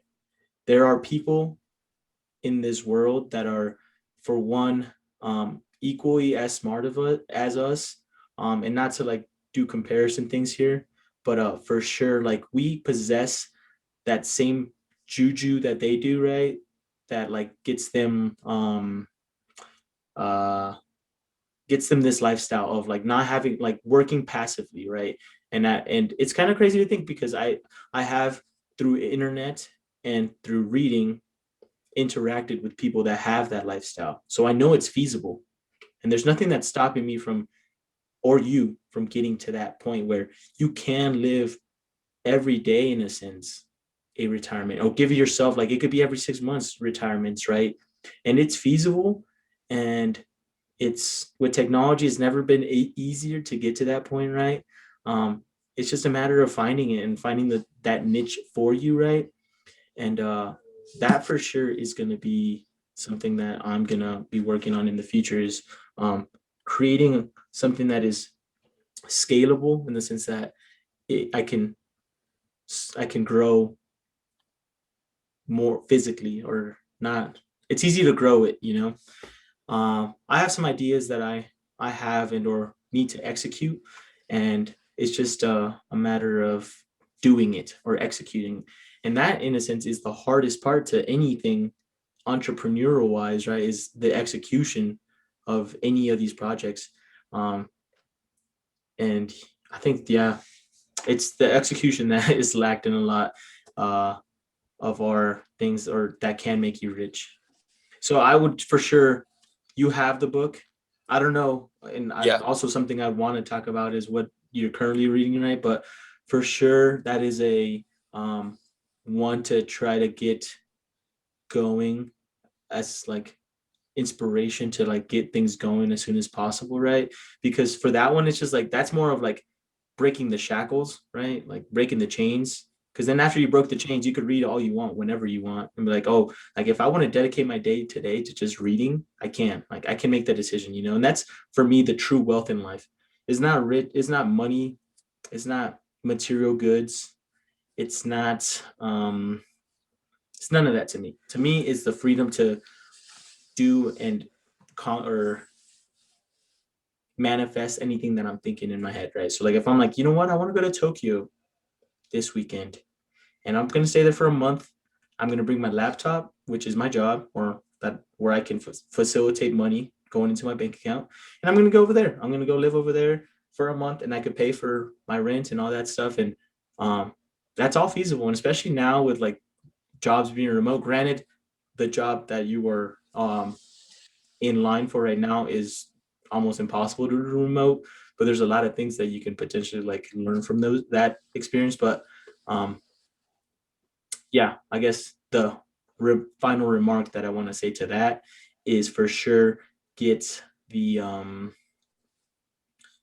read that book, like start like reading that book, and it was Read it was that four good. hour work week. Yeah, the Tim Ferriss 4 Hour Work Week is a good one to start early. It's not like one you want to read later in the, because it goes back to like time being the most valuable thing to you, you know, because how you can give time to people, right? And that's as valuable as money in a sense, because you're giving them, I don't know, your time is the most valuable. Let's try to maximize on that and stop renting it out.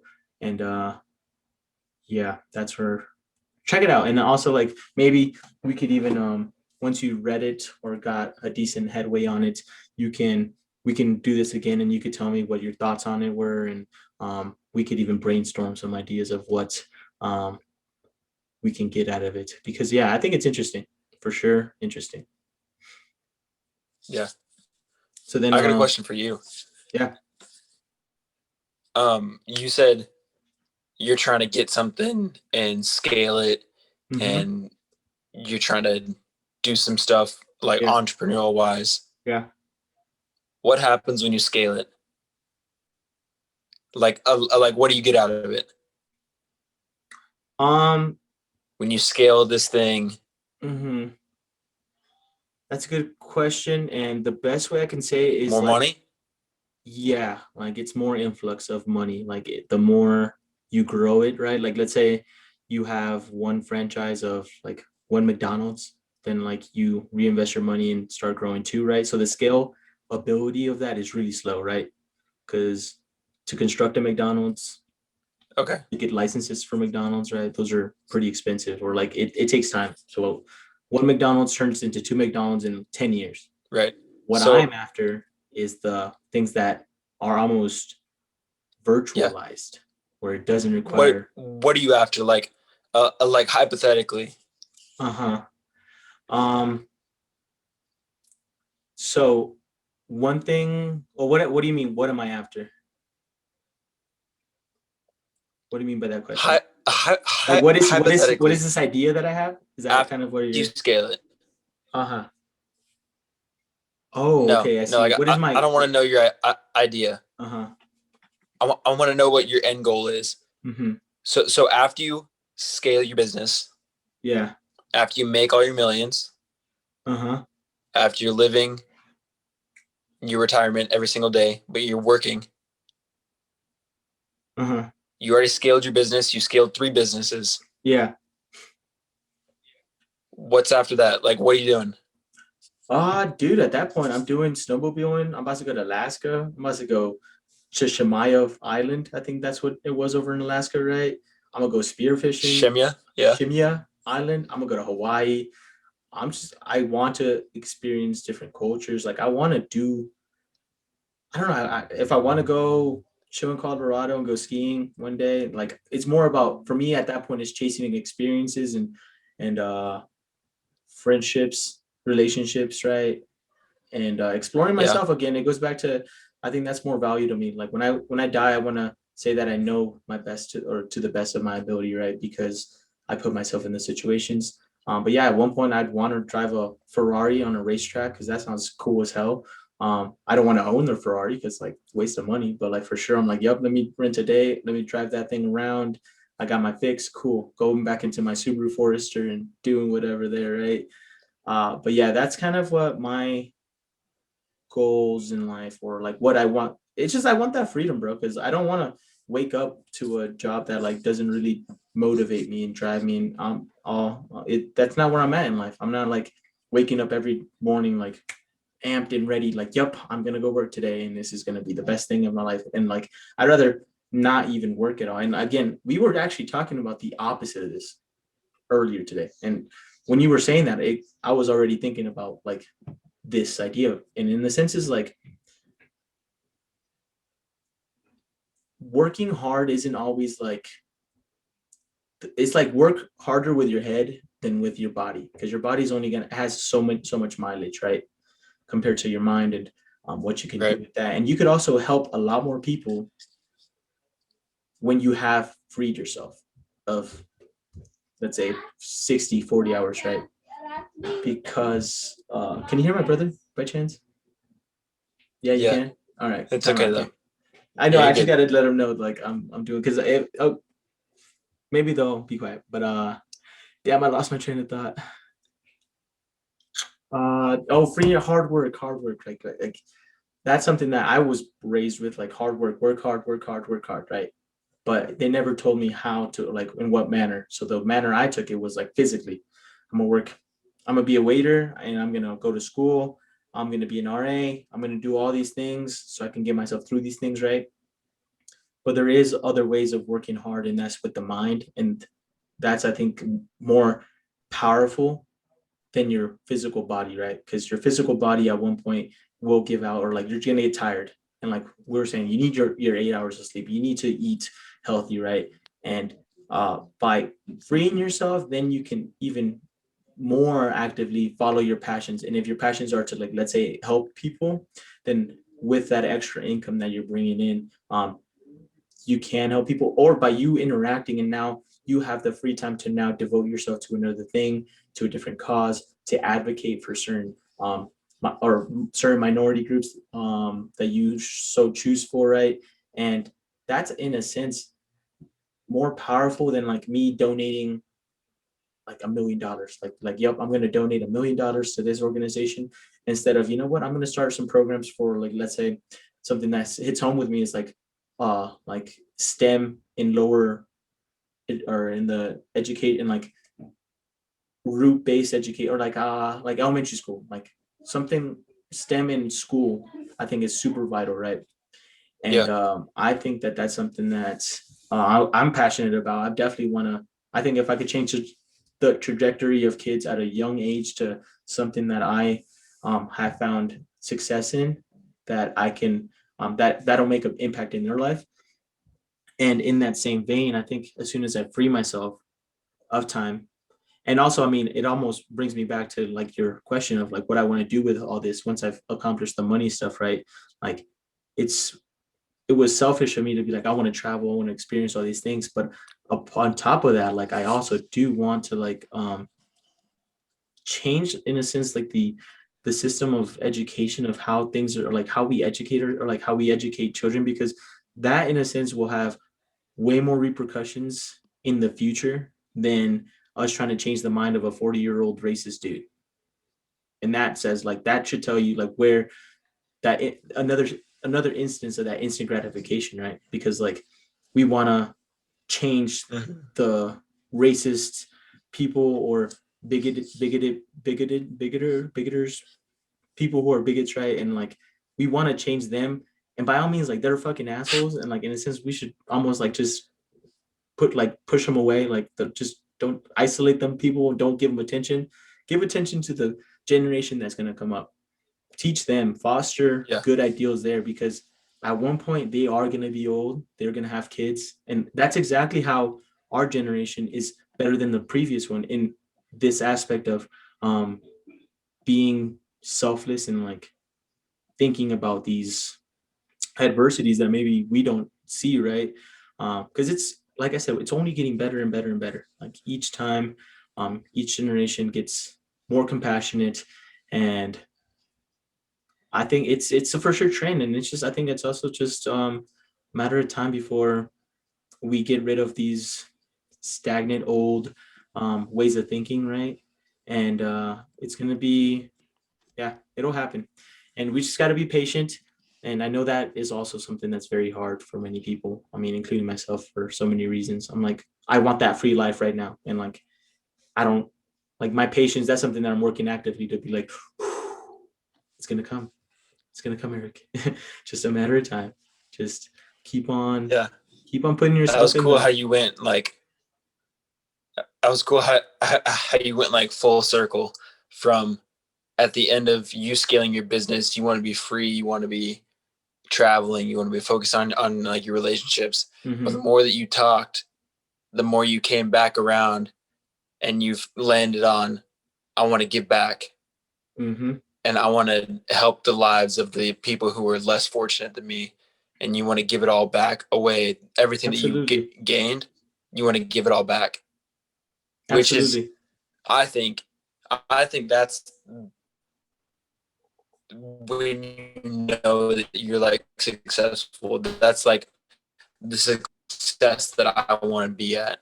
Mm-hmm, I want to I want to bukus of money so I can give it all back, absolutely, so that I can take it out of somebody else's hands and put it back into people's hands that are going to use it for better reasons than I can think of, or to put it back into people who are less fortunate than me. I want to have a $0 bank account when I die. mm-hmm, I, I don't want to give it any of it to like my kids.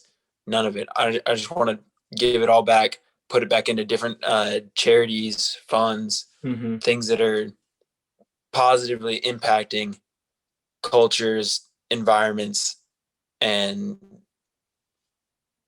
families that are just like less fortunate than I was in my life. Yeah. But that was cool how you went like from like, I don't know, like in your words, like a selfish thing for you to say, but you want to be there so bad. You want to be free from the work grind of being tied to money. You just want to be free from it. You want to travel. You want to focus on like your experiences and like your friendships, and you made it like a full circle back to what I think you came up with in your head of what really mattered to you once you went there, Absolutely. because you saw And yourself doing like those crazy adventures and you saw yourself going on like all those trips, and then at the end you'd be like, what do I have? Just a bunch of experiences and I'm going to get bored, or I'm not going to be fulfilled. And then you were thinking about, how am I going to be the most fulfilled? And it's given back. yeah. And the thing that comes with those experiences is also a different perspective, you know, and that's also something that I um, Mm-hmm. seek in so many different ways, because there's no way I could know about the struggle that's um, rock climbers, let's say, go through if I've never experienced it, right? I can't, I don't know. You can make that correlation with so many things. Right. And in my travels, like I don't want to just travel to luxurious places. Like I'm not gonna just be like, I want to go to Paris and Tokyo, even though those were places I did say and I do at one point want to see, right? Um, I also do want to explore the other sides of the world, um, other ways how people live, and in a sense that also is helping in that passion of where can I put those resources, right? Where can I'm like, I Mm-hmm. see famine in certain places, right? And you're like, how can I best, because in a sense, like, although I was dealt a shitty hand to America's standard, right? To other people's, I was given a freaking royal flush. Like it was perfectly placed in my hand, right? And in that same way, like I don't know where and in what areas like to best give my help without going out there and doing it, right, and like experiencing those things. And that's, I think, goes hand in hand because and up on top of that, it goes back to like that working harder or working smarter, not harder, because in a sense you will have more impact. Time per impact would be higher once you do get to those higher levels of income, right? And as you were saying, like I also do not want to give my kids any money. Like for me, I think the reason I am who I am today is because I started off with no money. Like my family like didn't have the luxuries that most do, right? And now it taught me so much that like I can't buy. Like I can't give my kids my brain, right? The only, or like my way of thoughts or any of that. They have to earn all those things. And it goes back to that kind of thing where anything of values is earned, right? Um, and that's for us, like, or I'll speak for myself, like whether you I'm assuming you do relate to it. I had to work for a lot of things in my life. And then I think my time is best used if I can maximize my time to money output. And that money, again, is a hammer that I'm going to use to start things, because I could work at the same job I'm at right now and for my entire life and then have this little excess of money each time, right? And that I could go and straight to the charity bank. Like, yep, I'm gonna take my money. Bam, here's the charity. Giving it away, giving it away, giving it away, right? But I think um, that I would much rather do like large scale change where like almost like we were saying, like in the sense of virtualizing education, right? Like you being like, let's say the founding or like someone who funds something like that, right? You're like, okay, I want to put money into those organizations. I want to unleash that, right? And build yourself a platform and a network that can cause more power, more effect than me, myself, and because I only have X amount of hours in the day, 16, right? Assuming I get my 18 or 8 hours of sleep. How can I use my 16 hours to best help the most amount of people? And the best way Mm-hmm. sometimes isn't just that working hard grind, in my opinion. I think that uh, by being one of those, not one of those people, because I know certain people that make like 10K a month, and are living their like standard of living is like going up one at a time, right? As their income goes up, so does the standard of living. And I think I have and you as well have this way of thinking where I want my income to go up, but where my standard of life is like right there. Like even if I travel, I am now, instead of paying money on my mortgage, that's now going into my travel and living expenses. And in no way am I going to be like uh how do I put it, like living in any five-star hotels, or not. That's not what I seek. But with that excess money, like there's so much that you can uh so much in this world that we live in. Money does have power, and if you wield that power, I think it's your responsibility to use it wisely. And in a way, the way that we were raised, or with the ideals that we have, which we share a lot in common, and almost, I think you should become philosophical before you become rich, if that makes any sense. Like you should learn about yourself and who you are, and struggle in life at first before you get all this wealth. Because a common thing is, as soon as you get all this wealth, you start kind of losing track of things. And that's something that almost seems like it's easier said than done. But like, I mean, there are a lot of rich people that maybe had the same mindset that lost it, right? So I think the best way, or not the most efficient way for me to make a lasting impact in the lives that are going to be left behind when I leave, is by using my time to the most wise that I can, get that money, right, and then use that money and where I think, or where my passions lie, in changing the world. And yeah, and it doesn't mean that like my whole life, like I just want to dedicate, because I'm, like I was saying earlier, like I'm not as selfless as um as others, right? I'm like not the most, I'm not like the person that's always like, I'm putting people before them, right? Like I had mentioned, like I wouldn't take like an RA shift because like I value that. And in a sense, like it's something that I do want to work on, but I also don't want to completely lose because um in a sense it's just like that's who I've come to be. And like um and I don't know, that sounds kind of egotistical to be like, I'm not gonna change my ways. This is who I am. But I do like the thing is like to enjoy this one life that we have, right? And there's so many ways of trying to enjoy that. Like um it's not like I don't it doesn't cost it doesn't have to cost me my whole income to enjoy life. Like I the way I live life, I think just by going and seeing places, right? Um experiencing different people, talking to people like this right here brings me certain joy, because this is something that Yeah, for sure. is unique. It's not again, it's something that's hard. Like even just talking on the spot and doing all these things, right? It's not easy. And yeah, I don't know where I was going with that, but for sure, uh I do want to leave a lasting effect on the world, a positive one. And I also want to enjoy this life that I have. I can't be completely selfless. There's got to be a balance. Everything's good in moderation. And I think that's also a great quote. You can't always just like sacrifice yourself. It's got to be incremental, and you almost have to plant those seeds too, right? Like that same way of thinking. By you being yourself, you are passing that energy to other people, indirectly or directly. Like here, this is way more direct. You have more. You have more. What is the word I'm looking for?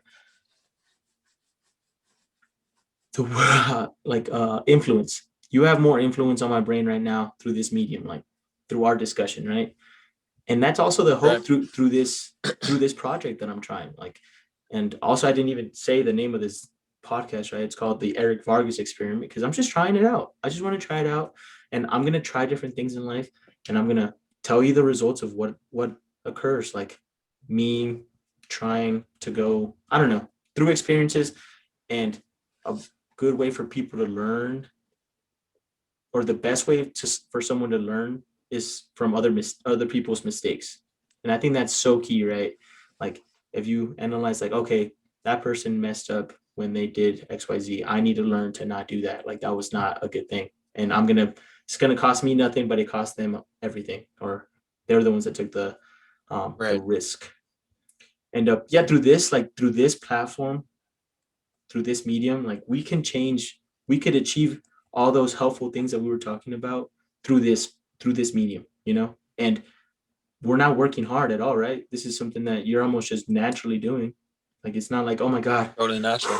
it's not like I'm like sweating or lifting boxes or stressing myself out. This is almost therapeutic for me, if I'm being honest. It's almost selfish, if we're being honest. This is like me getting free therapy. And you're like, yo, let's talk. I'm gonna record it. Let's talk. Let's brainstorm. Let's Let's get brainstorm, it bro. going. Let's get it going. But yeah, I'm gonna talk about my feelings. And again, and I think through commonality or through commonalities, people can relate. And there is benefit to that, and there's benefit to the messages and underlying tones, themes that we're talking about here. That if one of the concepts we have said today, people resonate with and run with, someone does meditation, someone goes and does practices gratitude, practices removing instant gratification. If anybody that listens to this gets one of those little traits from them, you did more than you would have done maybe working at construction, right? And just nailing things away. And that's kind of what I was trying to get at from like working smarter, not harder to accomplish those goals in a sense. Mm-hmm. Um, and yeah, no, it's a beautiful thing that we live in, man, and we can change so many lives just through a conversation, and a selfish conversation, to say the Yeah, least. just making this conversation public Yeah, changes lives, which yeah, is crazy. absolutely, bro. Like anybody who ever does like a podcast and they just have conversations with people and other people listen to it and it has a positive effect on them and it changes their life for like the better. the people having the conversation didn't do anything. The other person was just like listening to the conversation. Mm-hmm. I think that's insane. It's that's something that I didn't realize. You maximized your influence to time ratio because you didn't do anything other than talking to your friend. Mm-hmm. And you influenced 10 other people to positively change their life. If I could only influence one, that's all I ask. That's Yeah. for me. If I could just get one person to listen to this and they gain something of value, that to me is a win. And at one point, dude, like continuing this, it can grow into its own thing, grow exact scalability thing, right? This is a thing that's scalable. I have one product. Yeah. And that is this conversation. How I market it, how I present it to everybody else, that in itself is scalability. One, to two, to three. And I'm not waiting to build businesses. I'm not waiting to lay bricks. The bricks are already laid. Everything's there. I just got to spread it out and give value to the world. That's what sells in this world is value. If you can provide value to someone's life, they are going to buy it and or consume it. And that's basically my motive with this is to add value to someone's life. Like itinerant was the word. If that's the only thing you got out of that, badass. That's all I wanted. I gave you a value add, which is now you have one more word in your vocab, and that is itinerant. And that is someone who I'd never heard of the word, but I love it. Yeah, someone who moves around from working to wandering, I think. And I also have another word that I chose. And it's kind of a made up word or a made up thing or made up saying, but it's called a gypsy soul. Do you know what that is? I didn't know before this. I know what a gypsy is, but what's a gypsy soul? A gypsy soul. Someone who possesses a gypsy soul is a person always in need of change or adventure. A gypsy soul seeks the next best thing in any life situation. They can be very passionate and often inspired by different ideas, attitudes, and experiences. Their sense of identity isn't always sure of what they want out of life, but they are determined to find it. Gypsy soul. See, like that right I there got was a like, good one for you. Yeah. You ready for this? Toss that bad boy over. All right. The word is beneficent. Beneficent. Beneficent basically just means doing good for others. Beneficent. Doing good for others. Okay. I think that's something that everyone needs, some beneficent characteristics in life. Imagine if everyone helped one another, bro, in life. I don't think there'd be any problems. If everyone just helped out one another, we would probably be out of problems and making up problems. But like, dude, there's this patch of paint right here that needs to paint. Okay, let me help you out. You know, if everyone just helped one another ever so slightly, the world would be a better place. But sometimes greed and self-interest runs that show, and then next you know, just because you want to be better than your neighbor, you withhold something. Right? Like you're like, okay, I don't want to, you know, fuck yeah, you know, type of thing. So yeah, it's definitely one of those things. I agree with that. Speaking about greed. Yeah. Touching on greed. Yeah. You say you want to give back once like you scale this business, whatever you're doing. Yeah. How are you gonna know when you get to a certain point when you decide to give back, or are you gonna give back a certain percentage of whatever you make from now all the way, so that you learn now to give back $15 so that down the line you already learned how to do that, so now you already pre-programmed to give that back, and it'll be like 30 grand. Absolutely. No, that's a fantastic question. And I think for me to be able to answer that, I would want to do like an analysis in the sense of like, would it be better to like, in this case of helping people now through charitable action of giving money versus like me living frugal, helping out with physical action and then giving later. So it is absolutely a real question, because one thing that I think would defeat the purpose of any of my goals is if my um, life expenses increased as I did or as my income did, because then I would never see a big gap of me giving back, right? And Mhm. currently, I can't say that I'm um, in any sense charitable of money, but I am of time, and that is something that I do have an abundance of. No, I don't have an abundance of, but I make a priority to give that time where I can, where I possibly can. And ideally, I want a situation where I got my mask on first, in the sense of airplane scenario, you know, like put your oxygen mask on first, and I, in a sense, take care of what I need to for my family, my mom specifically, and then take care of my Mhm. daily um, nourishment, both home and body type of thing, right? And then after that, it's just a, a combination of spending, or sorry, saving and giving time, right? Because in a sense, I do want to, goals of mine would be to fund um, those areas, or fund the root cause of problems in life. Like for one of them, also like a part in school, right? Like school lunches is trash, like awful. So how can I? And this is again another idea that would have to spring up, and or how do you fund this, right? Is how would you go about funding the the nutritional system of the world? Because I value nutrition to the highest now. Like this is something that, until I started getting more money in life, like I started investing um, in myself in the sense of what I consume, and that is broad, not just through my mouth, like consuming with my brain, my eyes, my ears, my senses, and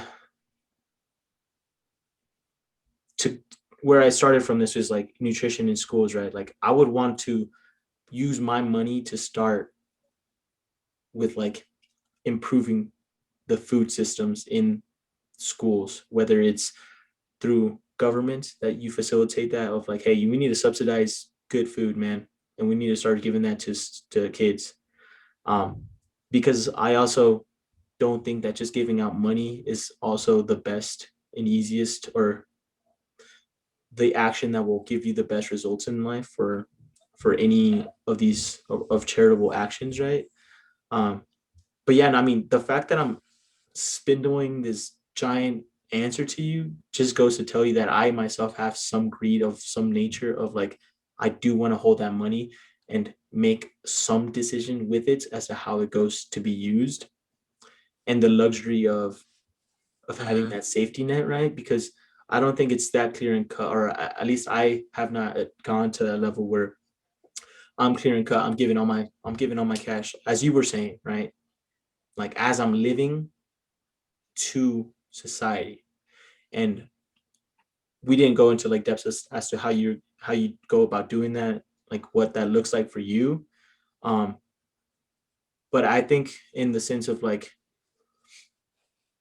those infrastructures that I think are root causes to other symptomatic things in the world, particularly in my world, which is the United States, right?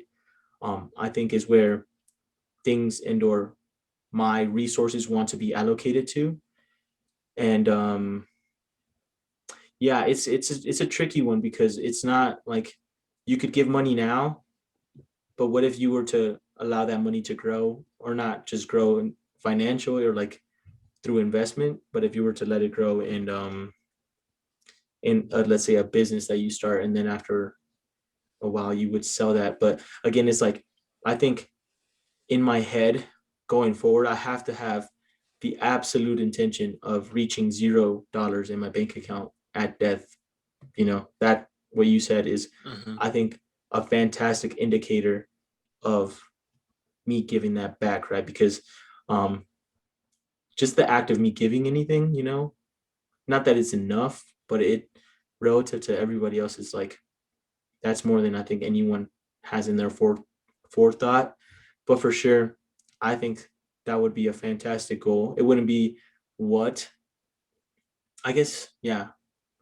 At the end, I would want to not have anything or like excess, And if I'm ever living in excess, and that is also hard to determine. So that's kind of why you asked the question of like, when do you know when you're not living in that excess, right? I'm like, oh, I do need these new shoes to impress that person, right? And it's just like whatever that may be, right?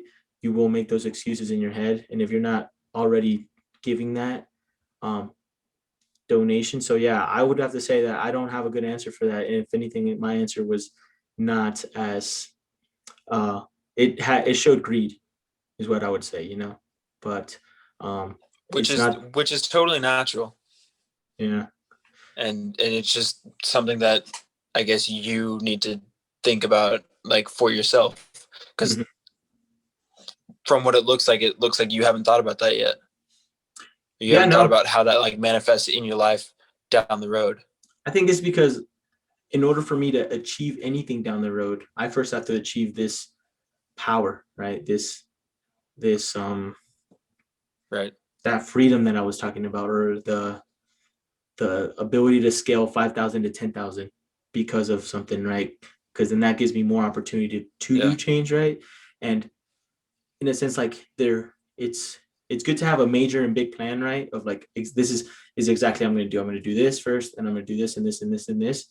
And I guess just the way I think best benefits me right now is just tackling the first one, because if I can't even get the first one, which is the freedom and the power to gain or like start my own business to start getting money in any sense, right? Like then I'm kind of again stuck in the same place that I'm at right now, where I'm just donating my time and not really giving financially what people can, or financial help to anybody of any kind, right? Like the help that I would give, Mhm. although it is help, it isn't anything that's going to be life changing or it might be life changing to one or two people, but it's not going to be um, pivotal to a community, right? And that's kind of where I kind of see it. So um, to answer that, yeah, I think I'm just and trying to even achieve that or achieve the next step, right?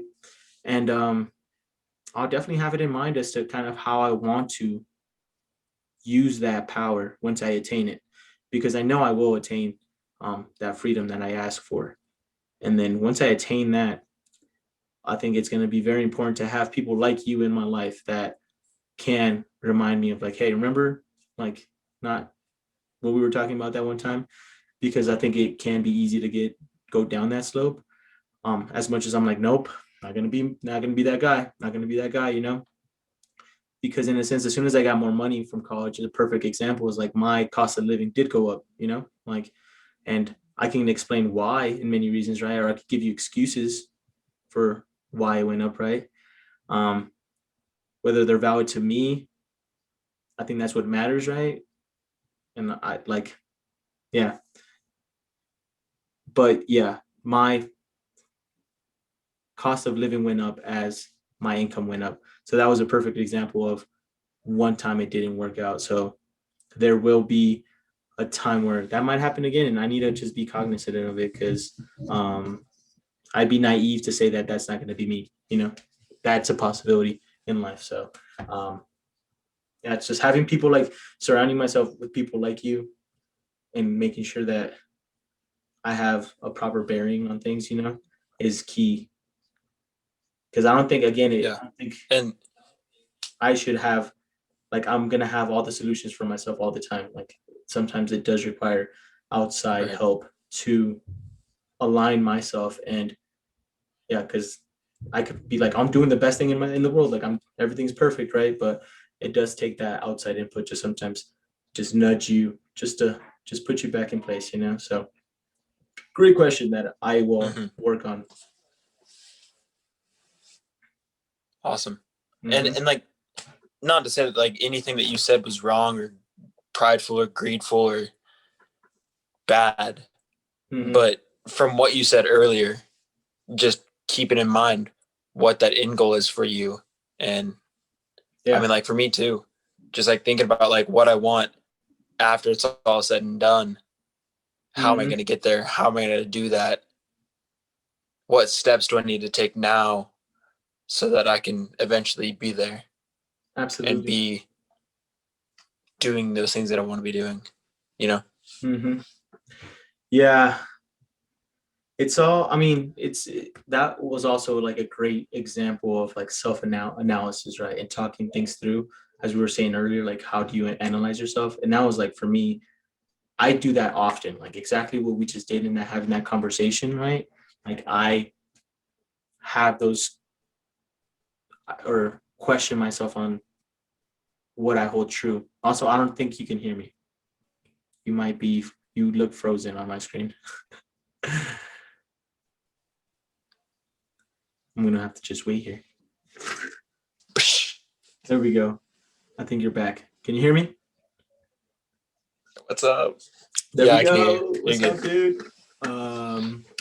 Yeah, I was saying that. Did you hear what I said about self-analyzing and how that was like a perfect example of how people should try to Yeah. practice to analyze themselves? It was a Because perfect example of, yeah, yeah. like just been like breaking it down, like okay, this is what I said. Okay, maybe that's not what I thought, and I think that internal dialogue with yourself is so key, because like you hold yourself to the truest standards, or you are the only person that's capable of doing that, because it's hard for anyone to kind of call you on your shit, Yeah. especially like people that you want to keep kosher with. I'm like, okay, I don't want to ruin anything by me telling them some shit, so I'm just not gonna be blunt with them or truthful just because of social pressures, right? But the only person that can Mm-hmm. be the most brutal and truthful is yourself, right? And that's the person that can help yourself the most or help you the most.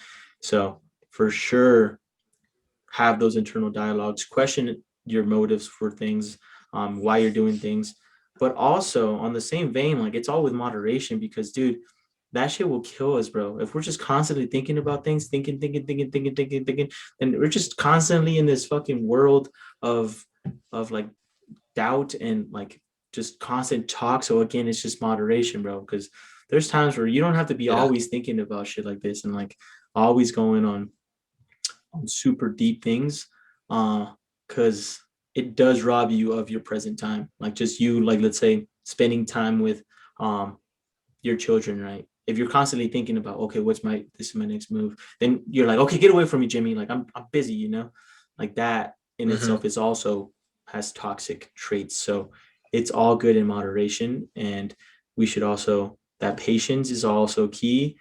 um yeah, all the above. So let's start to wrap it up, and I'll hit you with some rapid fire questions that I have here. Let me make sure also.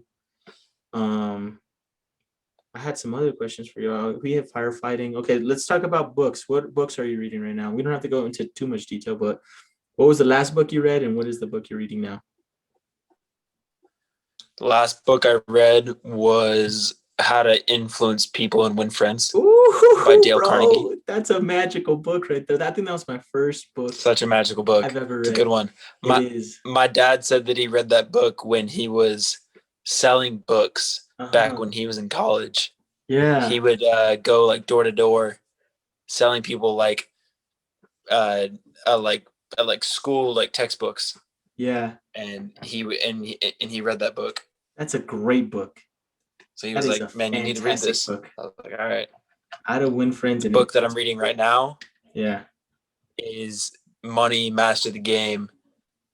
Money Master the Game. Um, Okay. yeah, by Tony Robbins.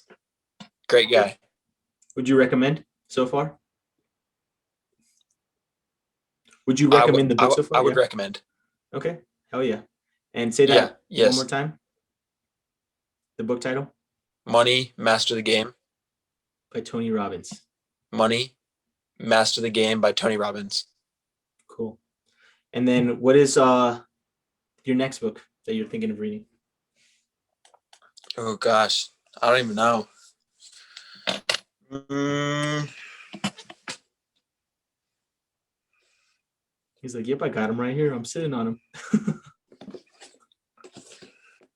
My granddad gave me this book, and I think I might start this one next.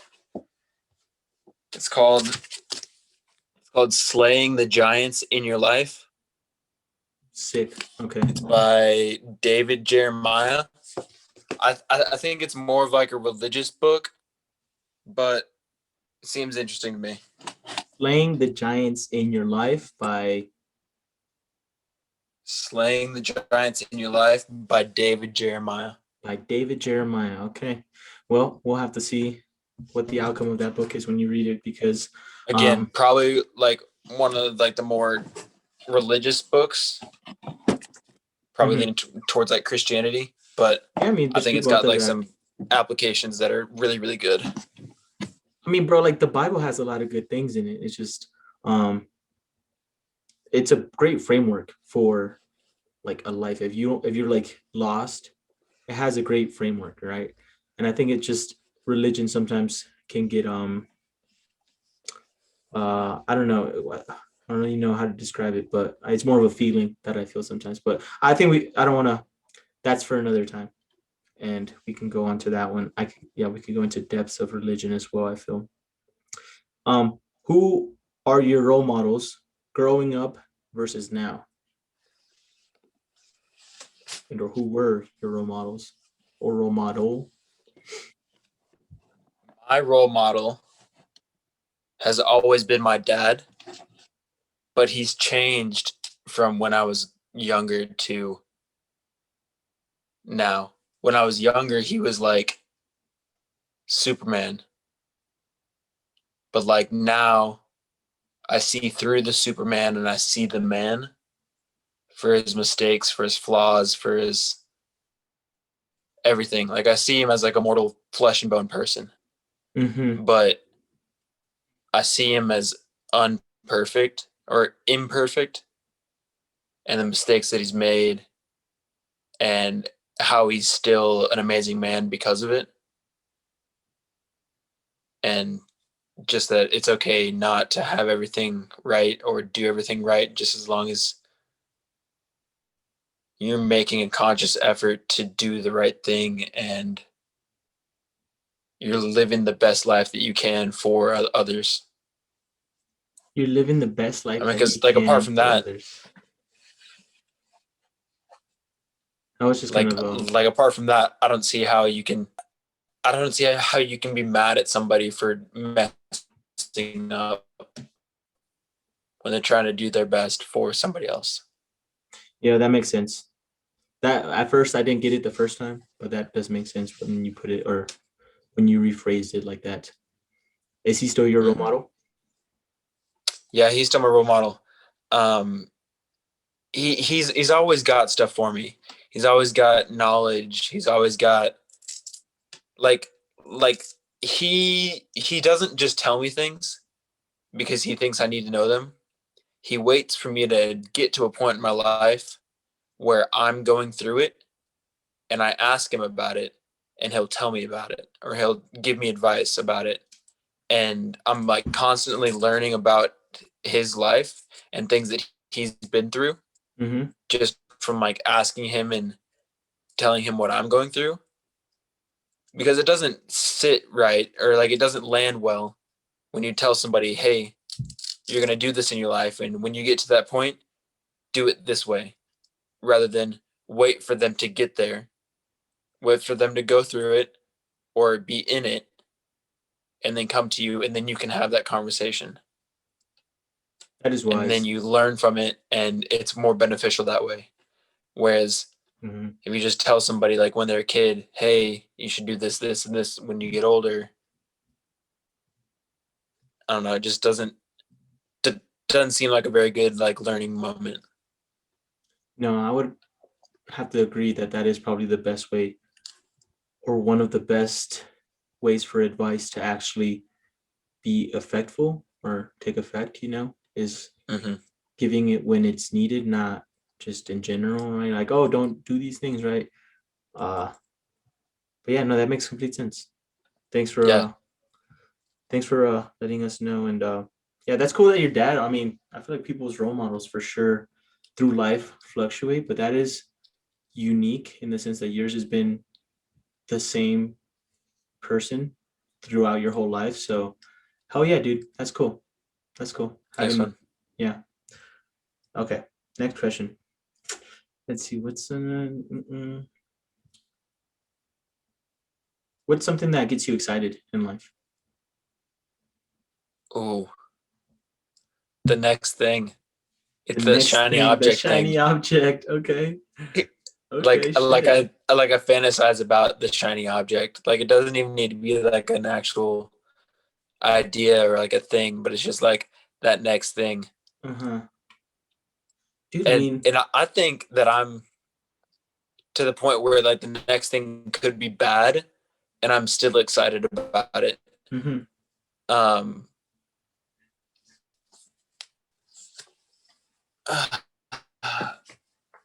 Can you hear me? Tony Robbins in his Oh, book yeah. Money Master the Game talks about like the five or like a couple needs that you need in life, and one of them is like security, and another one is um,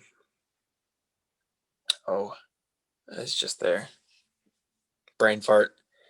Um, what's another word for something that like surprises you? Shock, excitement, um, Randomness, randomness, spontaneity, spontaneous. unexpectability, spontaneity. So like one of like the needs is like, oh sorry, it's variety. You need variety in your life, I but like that. you only so like you may think, or like I may think that I like surprises, but in reality you only like the surprises you're expecting. If you get surprised by something you're Mm, not expecting, you're gonna get kind of pissed. absolutely. Car But crash. I think I'm to the point where I have such a shiny object syndrome that I like the surprises that I don't expect because they make me mad, but I like it. Yeah. So that's what I like excites that you. next thing that's gonna like throw a wrench. Yeah. So would you say stability, lack of stability, or I feel like no, that's not really a good way of saying it. You like to be kept on your toes, is from what I'm I understanding. like Is to be like kept on my toes. If it something's keeps the life same for exciting. too long, I get uneasy.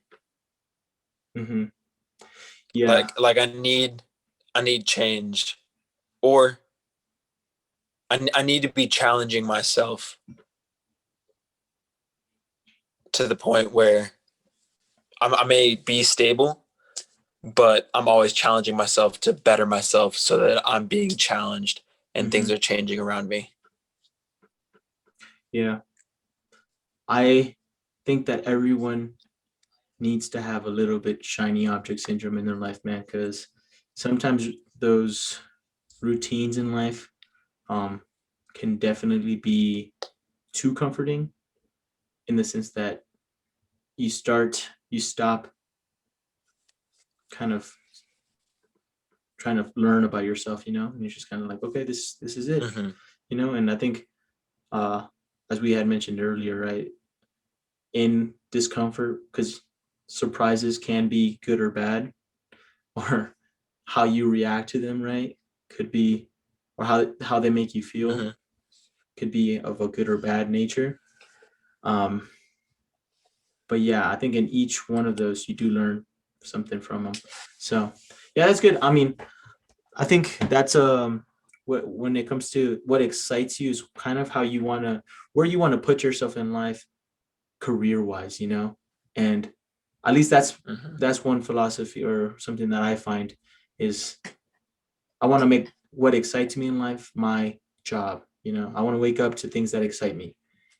And unfortunately, with these type of excitements that you have, and or I also kind of have very similar vibes to that, it's kind of hard to figure out what exactly how you can live off of that. And I Or think, direct that excitement into what you're trying to go for in life, or like the direction that you're going. So like my excitement, I could probably get that from maybe having a kid, which Mhm. which I really want like one day. Yeah. But that like shiny object syndrome, I could manifest that through my kid. Like I don't know what's gonna happen like the next day. I Yeah. don't know where we're gonna, what lessons gonna be learned, or what's not gonna go right. Yeah. And I could get my Kids will fill like definitely that. kids will definitely keep you on your toes. That's for dang sure. All right. Next question. Let's see. I'll come to a close on it here. If you were to give yourself some advice 5 years ago, which would be in college sometime, what would that Mhm. advice be? Oh, that's hard. Take your time. I might give some help if we give what 5 years was ago. So 2016, your freshman year of I was a college, sophomore in college. sophomore in college. Yeah. Live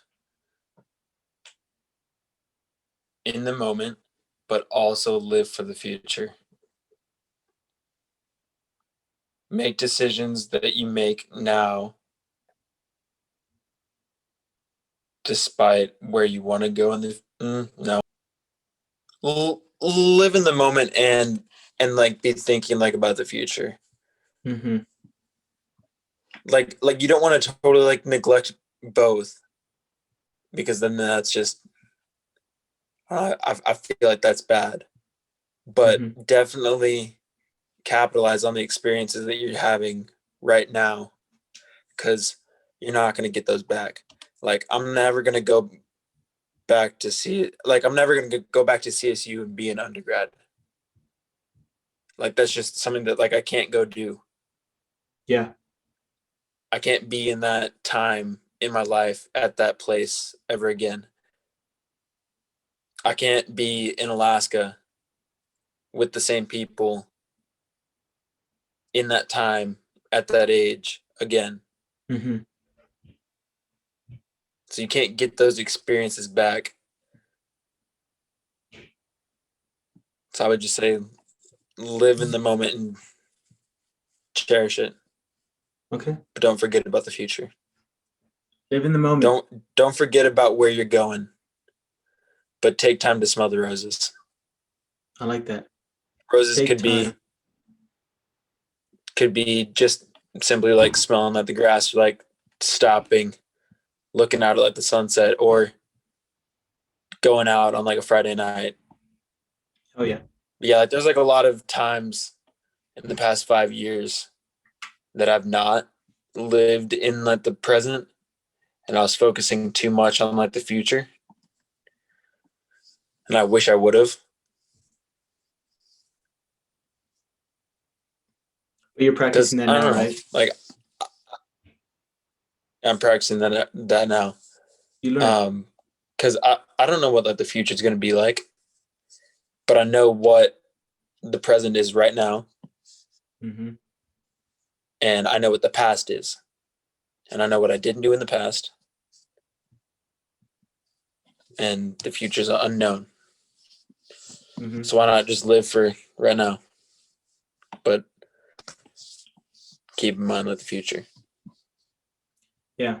Because like you said earlier, if you're always living for the future, you're gonna straight edge it, put your head down for a retirement, for the end of your life, for whatever. You're gonna be pissed off and sad 3/4 of your life, to live the last quarter of your life lonely and rich Yeah. Fuck that. with with no experiences. Yeah. That isn't that is not in our future. I'll tell you that much. Just because that realization that No you way. have made 5 years ago, or whether you just made it now or whenever you made it, that is the thing that I think should be cherished. And it's crazy to say because my mentor today had texted me, right? And she's reading The Alchemist. All right, I actually let her borrow, or Mm-hmm. she's read it before, but I was trying to read it alongside her, and in her response, right, very wise person, um, she said it's about the journey of a lifetime within.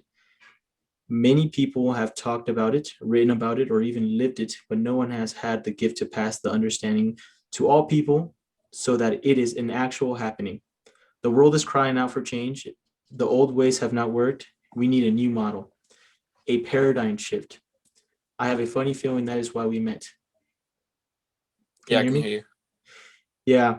And but yeah, it's about that journey, right?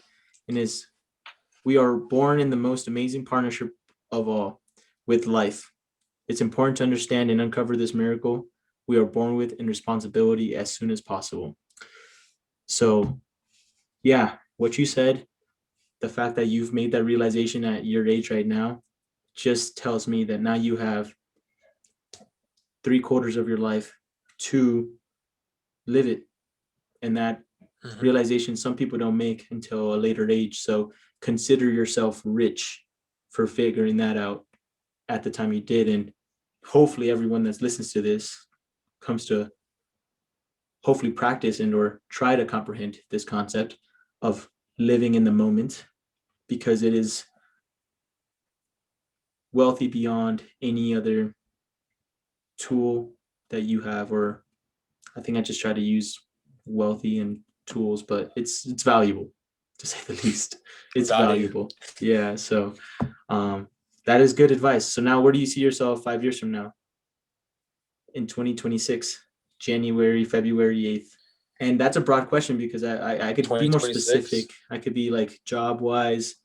Um, let's Nah, see. I don't just know. just like in general, in Yeah, 5 years just from now. general. Yeah. What would you expect from yourself? Give me two things you expect from yourself at 2026. I'm not gonna be worried about money. I like that one. I'm gonna be living well below my means, and I'm gonna be giving back at least half of what I make Dude, heck yeah. That in is, in in the form of time or money or what have you. But I mhm. feel like I believe that in 5 years I'm gonna be able to give back half. Hell yeah, dude. Hell yeah. It's crazy because at your age, or at, like where you're at, you have that mentality, right? And I want to say that most, if not everyone, it's that self-interest, and your intentions from the start of this conversation have not shown any sense of like self-interest apart from the basic essentials. So, dude, whatever you have done to foster that energy, like we can all use that and or put ourselves in that environment. um Mm-hmm. yeah, that's solid. And I need to adjust my question in my notes because I do like the expectation part of it, of the advice expectation. All right. Um yeah, give us the plug. So what, I guess this is time for you to how to share your information of like social media. If someone wanted to reach out, something you said made an impact in their life. How can they reach you? I mean, obviously, hit me up, and if you want to reach Will, like I can give you that information. But um, with this platform, I mean, by all means, they could directly look you up. So um, tell us about that. Also, like, where do you want to firefight, or where do you want to be a firefighter at? Like Texas, is there somewhere? Because what if someone has a connections that may be of value to you? Speak your dreams into existence here. I'm trying to get a firefighting job in Colorado. There we go. Um, I'm trying to be closer to my friends. I'm trying to be closer to Eric Vargas. Trying to be up in the mountains. I'm trying to be back home. So I'm trying to fight fire in Colorado. So right now I'm applying to jobs in Colorado. But for my plug, I don't have a plug. Just I your guess social media or I'm a something. new baby. You can hit me up at William _ Aussie if you ever want to talk. I have a tendency to jump down a rabbit hole. I don't know. Dude, next time we have this conversation, hopefully, or we'll have something, both of us, because I also, if someone was to ask me if I had a plug, I'd be like, here's my Instagram, and I'm starting a podcast. Listen to it. Yeah, go check out my friend Eric. Yeah, He's on the exactly. podcast. Exactly. He's got a podcast. Check him out. And I think, yeah, good things are going to come out of this. And like I said, I had a fun time doing this. So that indicates to me that I'm doing something right in doing these things and or having conversations with people that I thoroughly enjoy talking to. And it's only going to get better for us in the future, bro, because it's a compounding effect. Success breeds more success. And it's just a matter of time, dude. So I think for myself, my advice is just be patient because it's all going to be here before I know it. And again, enjoy the smell of the roses while the roses are ripe. Mm-hmm. All right. Well, it was a pleasure, bro. Thank you. That's awesome. Thanks, man. I'm going to start recording. Thanks for having I'm going me. to stop recording. But yeah, let's see.